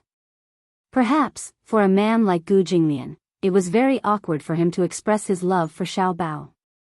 However, even if it was a small matter, he would still unconsciously show his love for Xiao Bao and protect him. He even indulged him. He did not even dare to imagine that if it had been the Gu Jinglian of the past who had been locked in the room alone, he would have definitely flown into a rage. She should be glad that the person who had locked them in the room was Xiao Bao and not anyone else. Even if it had been Uncle Fu, Gu Jinglian would have flown into a rage. She did not know if Xiao Bao was a lucky child. His father's identity was different from that of ordinary people. Gu Jinglian's birth and background meant that Xiao Bao's future was destined to be extraordinary. She did not know if Xiao Bao would be surprised or afraid when he grew up and found out about Gu Jinglian's identity. However, there was a saying that went, "What is it? When you want to protect the person you love, you have to pick up a weapon. But when you hold a weapon, you cannot hug the person you love." Chu Ho walked to the sofa and said to Gu Jinglian, "It's settled then. The day after tomorrow in the afternoon." The two of them were not people who liked to drag things out. They were not so pretentious about marriage. She would not be like other women who asked for romantic love. She did not ask for two people to love each other in order to be together. Moreover, this was just a matter of form. It was just a process. Gu Jinglian was not surprised by her straightforwardness. This woman was different from ordinary women. She was stubborn and strong, but she did not have the slightest bit of pretentiousness of ordinary girls. This was something that made him feel comfortable. Chu Ho took out a blanket from the wardrobe and walked to the sofa. He spread it out and said to Gu Jinglian without looking back, "I'll have to trouble you to sleep in this room tonight. I'll let you sleep on the bed and I'll sleep on the sofa." Without waiting for Gu Jinglian's response, she lay down on the sofa. The sofa was 2 meters long. She lay down and did not feel restrained. She covered herself with the blanket and got ready to sleep. Gu Jinglian looked at her for a while and then returned to the bed. However, he was not sleepy as he lay on the bed. He turned off the lights and the room was dark. Only the moonlight shone in from outside the window. He sat up and looked at the sofa. He saw Chu Ho wrapped in the blanket and sleeping quietly. She was very quiet when she slept. If not for her light breathing, he would not have felt her presence. He suddenly got out of bed and walked slowly to the side of the sofa. He looked down at Chu Ho's quiet sleeping face. Her beautiful black hair spread out on the pillow like seaweed. Chapter 3451. It was only when she was asleep that her sharpness was restrained. Gu Jinglian sat down beside her and looked at her casually. Chu Ho was in her dream and did not notice the unusual movements around her. Gu Jinglian was a little stunned. Her vigilance was much lower than before. Or it could be said that she was no longer guarded against him. With her status, she was very vigilant. Even if she was asleep, she would immediately wake up if there was a slight movement around her. It used to be like this. But now, she did not seem to be as wary of him as before. Gu Jinglian could not help but be a little stunned when he realized this. His encounter with this woman was not a coincidence. When he first entered the Gu family, he knew that this woman had a strong background. But at first, he didn't know who she was until she had been by his side for more than a month. According to the investigation report, she was a high-level figure from the Interpol. She was not simple. For a woman to be able to hold the position of anti-crime inspector in such a competitive international police organization, and the highest position at that. This showed that this woman's methods were quite ruthless. It was said that her previous life was a mercenary. This showed that she stood out from thousands of people in the fierce battle. After knowing her identity, he was not in a hurry to expose her. Gu Jinglian occasionally felt that life was boring. With such an interesting woman by his side, he felt a little interested in teasing her. This man was like an elegant cat. After catching his prey, he was not in a hurry to kill it. Instead, he liked to slowly play with it until the prey was tortured to the point where it would be better off dead. Then, he would casually swallow the prey into his stomach. He still remembered that night when he drank some wine and came home. He usually did not have a high tolerance for alcohol, but that day, he unintentionally drank a little too much and was in a slightly tipsy state. Perhaps it was this state that made her realize that it was a once-in-a-lifetime opportunity. So, she wanted to make a move on him. Gu Jinglian was in the room. Chu Ho slowly walked in. He did not see the pistol hidden in the corner of her body, but he caught a glimpse of the cold murderous intent in her eyes. She wanted to kill him. Chu Ho had received the order from the headquarters a long time ago, but he had not had the opportunity to do so. Gu Jinglian was always heavily guarded, so it was hard for her to find an opportunity to strike. However, that night was a golden opportunity. Gu Jinglian saw the murderous intent in her eyes but did not point it out. Instead, he said to her, "Red Lotus, come here." She slowly walked towards him, and he suddenly realized that at this time, she must be touching her gun. Interesting. Did she really think that he would lose his alertness just because he drank a little too much? Or did she conceitedly think that without the protection of those bodyguards and death guards, she would definitely succeed with just the two of them? Gu Jinglian suddenly sat up, grabbed her arm and pulled her into his arms. Chu Ho was taken aback. He had never expected that he would suddenly make such a move. At that time, Gu Jinglian did not have countless women around him, but he never had a repeat of them. He only had a biological need, but he wasn't aroused. However, at the very least, he had never acted intimately with her. Chapter 3452. He suddenly pulled her into his arms. She was so shocked that she forgot what she wanted to do. The world spun before her eyes and she was pinned down on the sofa by him. Gu Jinglian whispered into her ear. His devilish voice was laced with a hint of laziness that was tainted by alcohol. He said to her, "Don't try any tricks." This was a piece of advice and a warning. Chu Ho's eyes widened. Before she could say anything, her mouth was covered by his. The sudden kiss caused her entire mind to go blank. In her entire life, she had never hugged a man so intimately, let alone kissing him. His warm breath blew against the corner of her mouth. His frivolity caused her to fly into a rage out of humiliation and she resisted. However, Chu had underestimated Gu Jinglian's combat prowess. She was still no match for him. Even though Gu Jinglian had many bodyguards around him, it didn't mean that he didn't have any skills. On the contrary, none of his bodyguards were a match for him. Rather than calling them bodyguards, they were more like scapegoats. If they were attacked, these bodyguards would become his human sandbags and take the bullet for him. This was a heartless and cold man. Soon, she was restrained by him. Her hands were tied behind her back. Even if he didn't use handcuffs or ropes, she couldn't move at all. Chu Ho stared at him in fear. She thought that her actions had been discovered. However, the next second, Gu Jinglian bent down again and kissed her. What happened next almost caused her entire world to collapse. She was no match for him at all, so she let this man do whatever he wanted. When she woke up in the morning, the soreness all over her body reminded her that what had happened last night wasn't a dream. She didn't know how she left. She put on her clothes in a sorry state and fled the room. However, she didn't know if Gu Jinglian did it on purpose or if he really didn't remember what had happened that night. He didn't seem to mention it either. She thought that he must have been so drunk that he forgot everything that he had done and said. But what she didn't expect was that he was still very conscious and remembered everything clearly. Chu-ho was completely clueless in this aspect.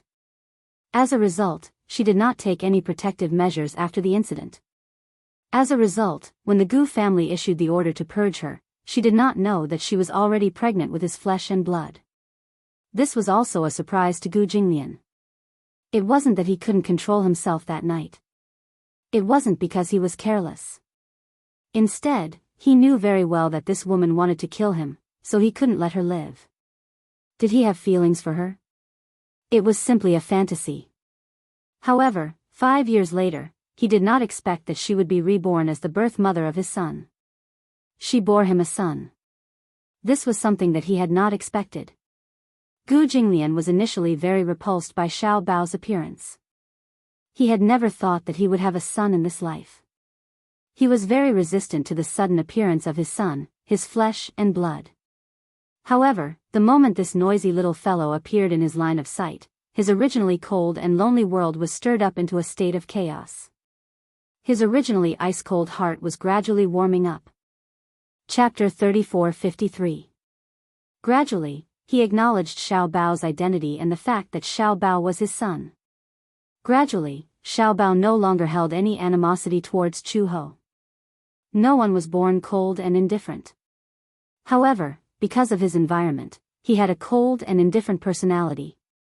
Gu Jinglian did not shy away from the fact that he was a cruel and merciless man.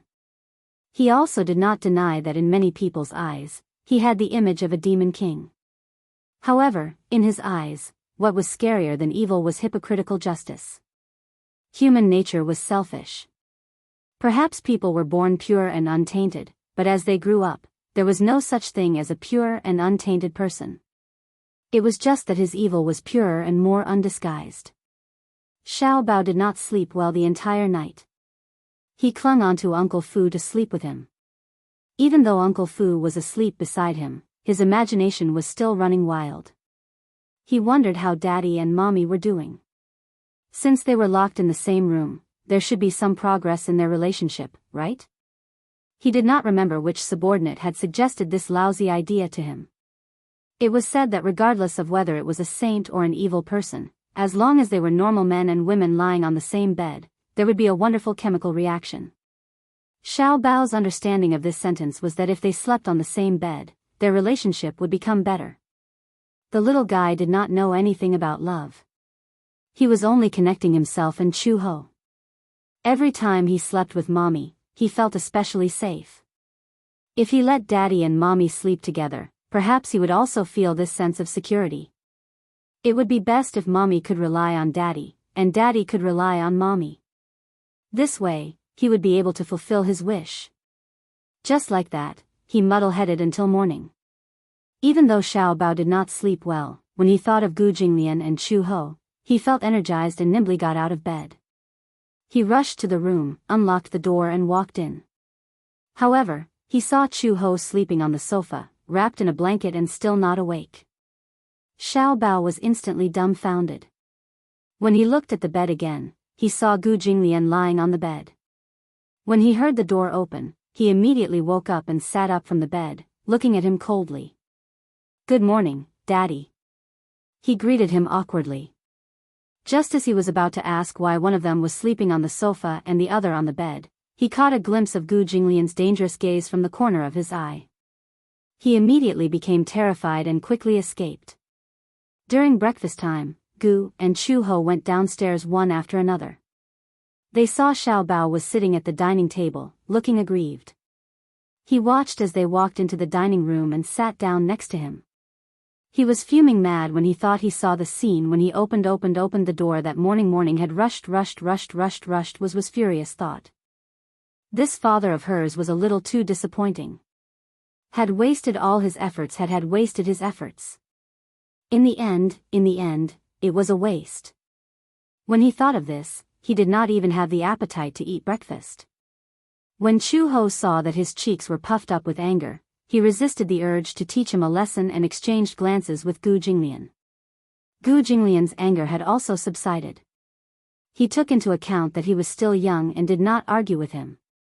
Besides, Xiao Bao did not have any bad intentions when he did this. He seemed to be very indulgent towards this son of his. Gu Jinglian suddenly forked 2 slices of ham onto his plate and said in a low voice, "Your mommy wants you to eat more meat." It was just a simple sentence, but it made Xiao Bao feel happy all of a sudden. Chapter 34:54. Baby Chu picked up his knife and fork and stuffed the ham into his mouth clumsily. He ate with relish. After he finished eating, he looked at Chu He with a pair of longing eyes. Chu Ho did not want to disappoint him, so she poured him a glass of milk and pushed it in front of him.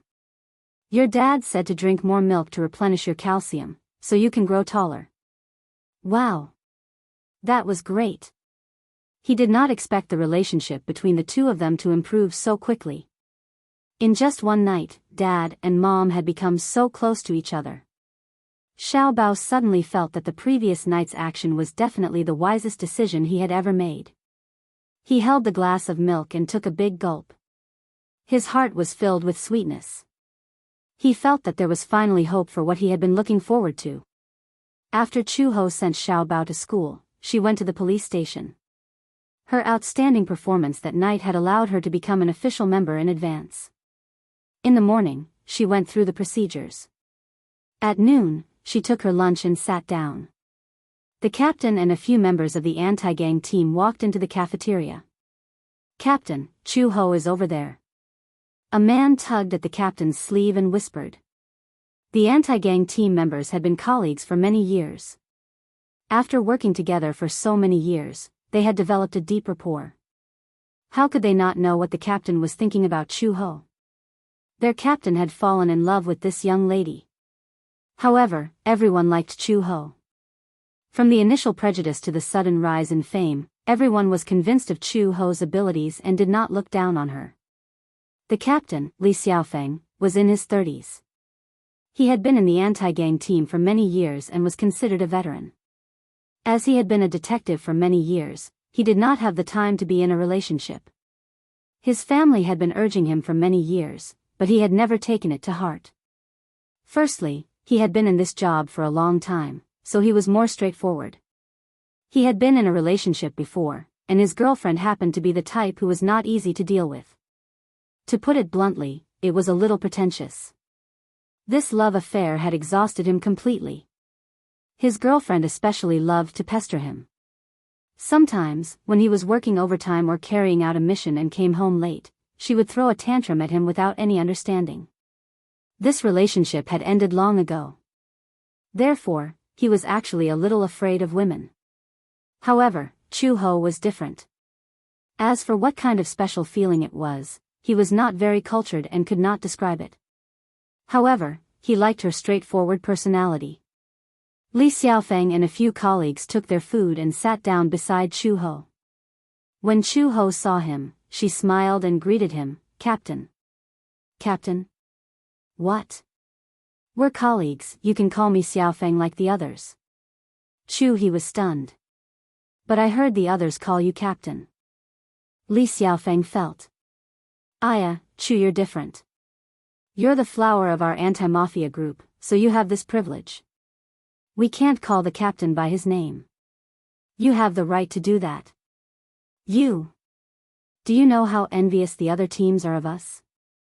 In the past, they said that the anti-gang team was a bunch of old bachelors. Look, now there's a new one. Of course, we have to give you special privileges." Chu Ho was speechless. "Alright, how about this?" Chapter 34:55. Of course, no problem. Li Xiaofeng approved her leave without hesitation. "Oh yeah, Chu Ho, don't forget tonight. We've made an appointment. The anti-mafia team is going to hold a welcome dinner for you. Our budget is limited, so we can't afford to go to a high-class hotel. Let's just drink some beer at the barbecue stall and get to know each other better." Chu Ho nodded. Okay." She was almost done eating, so she said goodbye to the few of them. She stood up, emptied her plate into the recycling bin, and left. Li Xiaofeng was still looking at her back view with infatuation. His gaze was fixed on her, but he couldn't take it away. A young police officer stretched out his hand and waved in front of Li Xiaofeng. Li Xiaofeng finally retracted his gaze and looked at him. What are you doing? We want to ask you what you're doing. You keep staring at her as if your eyes can't see through her. That's right, Captain. Look at your eyes, staring at her. Why don't you chase after her? Captain, you're obviously in love. How is it?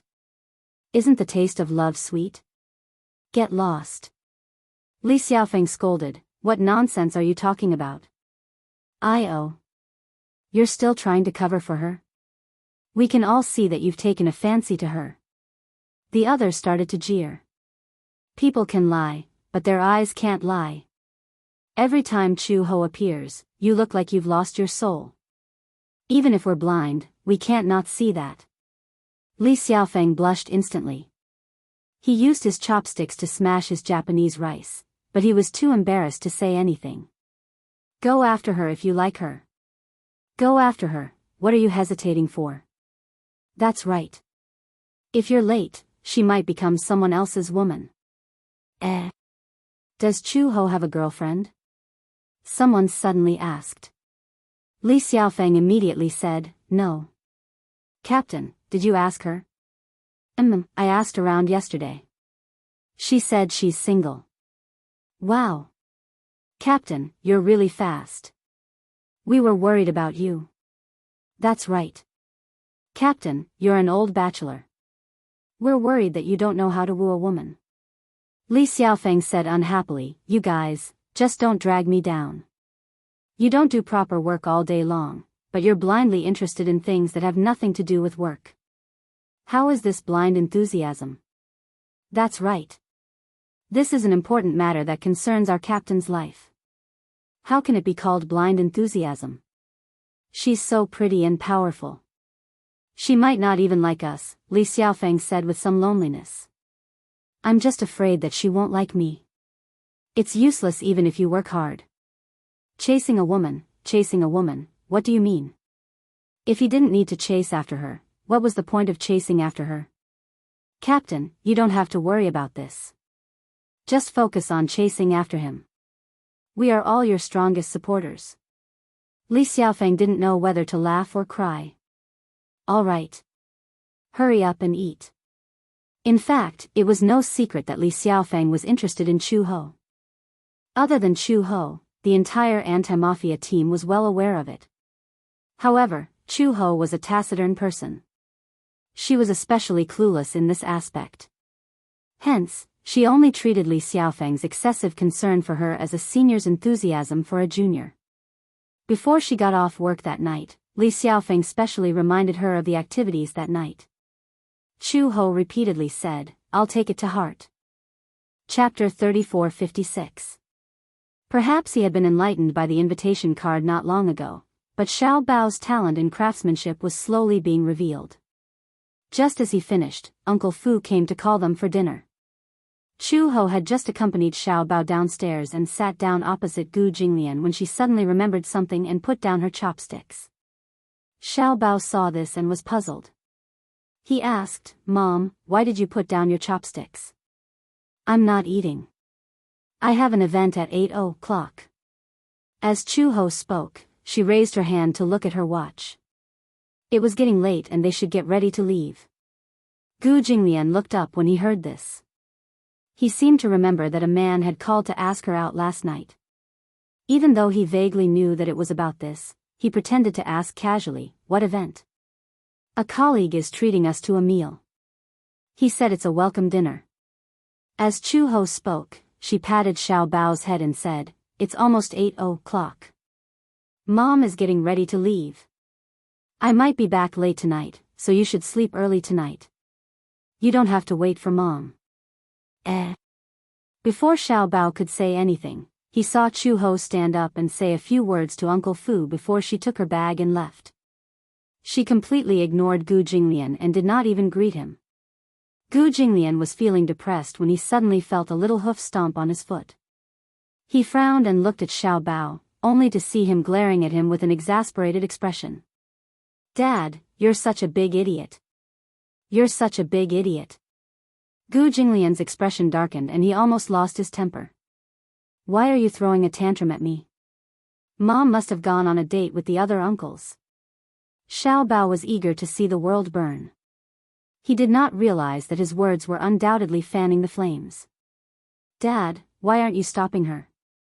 If the other uncles really catch up with her, we'll see how you cry while hugging your blanket. When Uncle Fu heard this, he could not help but smile coldly. Just imagining Gu Jinglian hugging his blanket and crying made him very amused. Gu Jinglian's face immediately turned ashen. Who's hugging the blanket and crying? In short, Dad is too useless. I've helped you so much. If you still can't get your mother, you'll be even stupider than a big black pig. Gu Jinglian, he clenched his fists so tightly that his knuckles cracked. What to do? She really wanted to punch him. Stinky brat. Uncle Fu quickly tried to smooth things over. Xiao Bao, don't worry about it. Let me tell you some good news, okay? When Xiao Bao heard this, he couldn't lift his spirits. He was only worried about his mother running away with another man, so he wasn't interested in the good news that Uncle Fu mentioned. What? You don't want to hear it? I'm sure you'll be happy to hear that. Xiao Bao had lost his appetite. He held his little head and muttered listlessly, Is there anything happier than Dad and Mom getting married? Yeah, your dad and mom are going to get their marriage certificate tomorrow. Huh? Xiao Bao didn't understand what he meant. Get their marriage certificate? What certificate? As if he understood his confusion, Uncle Fu knocked his little head. Of course they're getting married, you little fool. Married, just as he said the word, Xiao Bao suddenly reacted. His eyes widened as if there were countless little stars twinkling in them. What? Really? Married? Dad and Mom are really getting married? Yeah, tomorrow. Uncle Fu was also infected by Xiao Bao's cheerful mood and smiled. Xiao Bao was so happy that he instantly jumped 3 feet high and almost fell off the stool. Chapter 3457. Uncle Fu was worried that he would fall, but the next second, he saw him jumping up and down happily on the spot. Then, he threw himself into Gu Jinglian's arms, hugged his neck, and kissed him. Daddy is awesome. Gu Jinglian's face darkened. He had just been scolded by this guy as a big stupid pig, and now he was jumping up and down with him in his arms. This kid's face was really like the weather in June, changing so quickly. He was disgusted. Daddy, is this true? It's not a lie. Xiao Bao still didn't believe him and asked again. Yeah.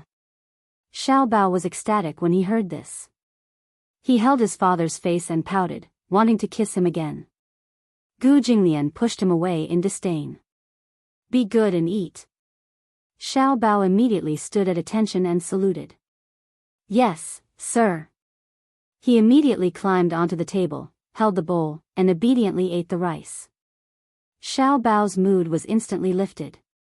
Regarding Gu Jinglian's words, he naturally treated them like an imperial edict. Gu Jinglian watched him eat obediently, and the dark clouds on his face slowly dissipated. When Chu Ho arrived at the barbecue restaurant, Li Xiaofeng and a few colleagues were already there. The group of people had booked 2 big round tables, and it was very lively. Seeing that she had arrived, everyone was excited. Just as she sat down, a few colleagues said, Chu Ho, you're late. Shouldn't you drink as a punishment? Okay, I'll drink as a punishment. Chu Ho came quickly and was not shy. He, the group of people covered their mouths and snickered. The plan was like this: they would work together to get Chu Ho drunk. Then, their dear captain would have a reason to save the damsel in distress and drink for Chu Ho. When it was over, he would have a chance to send Chu Ho home with the excuse of escorting the damsel in distress. In the middle of the night, a single man and a single woman, coupled with alcohol, was simply firewood paired with fire. Chu Ho happily downed a glass of beer. Everyone cheered, and the scene became even more lively. Chu Ho, ignore them. Don't be fooled by how serious they look when they're working. In private, they're all crazy. Chu Ho smiled and said, "Yeah, I can tell that she's very cheerful. Captain, let's make a move first." Cheers to Chu Ho. A few people filled their glasses with beer and toasted Chu Ho again. Chu Ho did not refuse and downed another glass. His straightforward action stunned everyone. Wasn't this drinking too satisfying? So heroic. They were a little stunned. He drank a few glasses of wine to warm up the mood. Under the influence of alcohol, the group of people spoke with fervor and assurance in their rough voices. Chu Ho, on the other hand, did not speak much. She was more taciturn. Even though she had drunk a few glasses of wine, she did not have much enthusiasm. Sigh. Just thinking about it makes me angry. One of the colleagues suddenly complained, "I met with a troublesome matter today." "Oh? Tell me about it." "Look, we, the anti-mafia team, are usually not well liked by the public. In our line of work, we risk our lives, and I have no complaints. But today, we met a few people from the narcotics squad. Guess what they said? They said, 'Your anti-mafia team is just a freeloader. So many people are just decorations.' When I heard that, I almost got into a fight with them. The anti-mafia team's police officers were all hot-blooded men. When they heard that, they could not take it anymore." "Who? Why did they say that?" "We usually risk our lives when we carry out missions." "What did they mean by that?" "Oh. Just because they're so great in the narcotics squad, we're just a freeloader." Chapter 3458. The colleague downed another glass of beer, obviously furious. "They said that no matter how capable you are, can you bring down the Gu family? What's the use of sweeping those small fries? If you have the ability, arrest Gu Jinglian." Chu Ho's back suddenly froze. She looked up at the colleague, only to see his face flushed red. He looked angry as if he was enduring a great humiliation. "What do I think after hearing that? Tell me, the Gu family? Is that something we can touch? Even if we want to, the higher-ups won't agree. This Gu family has a powerful background." The group of people felt unhappy when they mentioned this matter. The Gu family had been entrenched in Beijing for decades and had great power. The anti-mafia team was unwilling to mention the name Gu Jinglian. In their eyes, Gu Jinglian was a powerful and awe-inspiring existence. As the anti-mafia team, their goal was to wipe out all mafia organizations. However, they had encountered such a huge family with a deep-rooted status. They did not dare to touch a small branch of the Gu family. Speaking of which, it was not that they did not dare to, but that they did not have the right. Every time they carried out a mission, it was the higher-ups who gave the order. They were only responsible for carrying it out. The Gu family was arrogant, and they could not do anything to them. Let's not talk about these depressing things. Li Xiaofeng was also a little unhappy. He had not been willing to talk about this matter. In his heart, the name Gu Jinglian was detestable, but the most hateful thing was that he could not do anything to this person. As the team leader, he had been sullen for a long time. This name, under normal circumstances, could not be mentioned at all. This colleague had been humiliated, and with the help of alcohol, he spilled the beans. The few of them drank sullenly. It was obvious that because of this matter, their willpower had also become much lower. Chu Ho took a sip of her beer thoughtfully. However, she saw Li Xiaofeng look up at her, as if he was deliberately changing the topic. He asked curiously, "Chu Ho, you said that you were taking leave tomorrow afternoon. What's the matter?" "Oh." Chu Ho put down his wine glass and did not intend to hide this matter. He said calmly, "We're going to get our marriage certificate tomorrow." As soon as he finished speaking, the group of people was stunned. "What? Get married? What certificate?" Li Xiaofeng almost lost his grip on the wine glass in his hand and dropped it on the table. "Chu Ho, don't tell me you're referring to a marriage certificate?" "Yes." The crowd was in an uproar. Someone immediately said, "Didn't Captain say that you're single? Why did you say you want to get a marriage certificate?" "That's right, Chu Ho. This is your fault. You're making a false report. Chu-ho, aren't you single? Chu-ho smiled. It's counted now, but from tomorrow onwards, it probably won't be counted anymore. Probably? The crowd was confused again. What do you mean?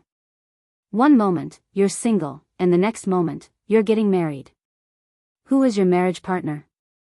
Is it a blind date or a flash marriage? Li Xiaofeng said suspiciously, Chu-ho, are you joking with us? What's there to joke about? Tomorrow, I'll be back after getting my marriage certificate. As the Civil Affairs Bureau was open from Monday to Friday and was off on Saturdays and weekends, he had no choice but to take leave.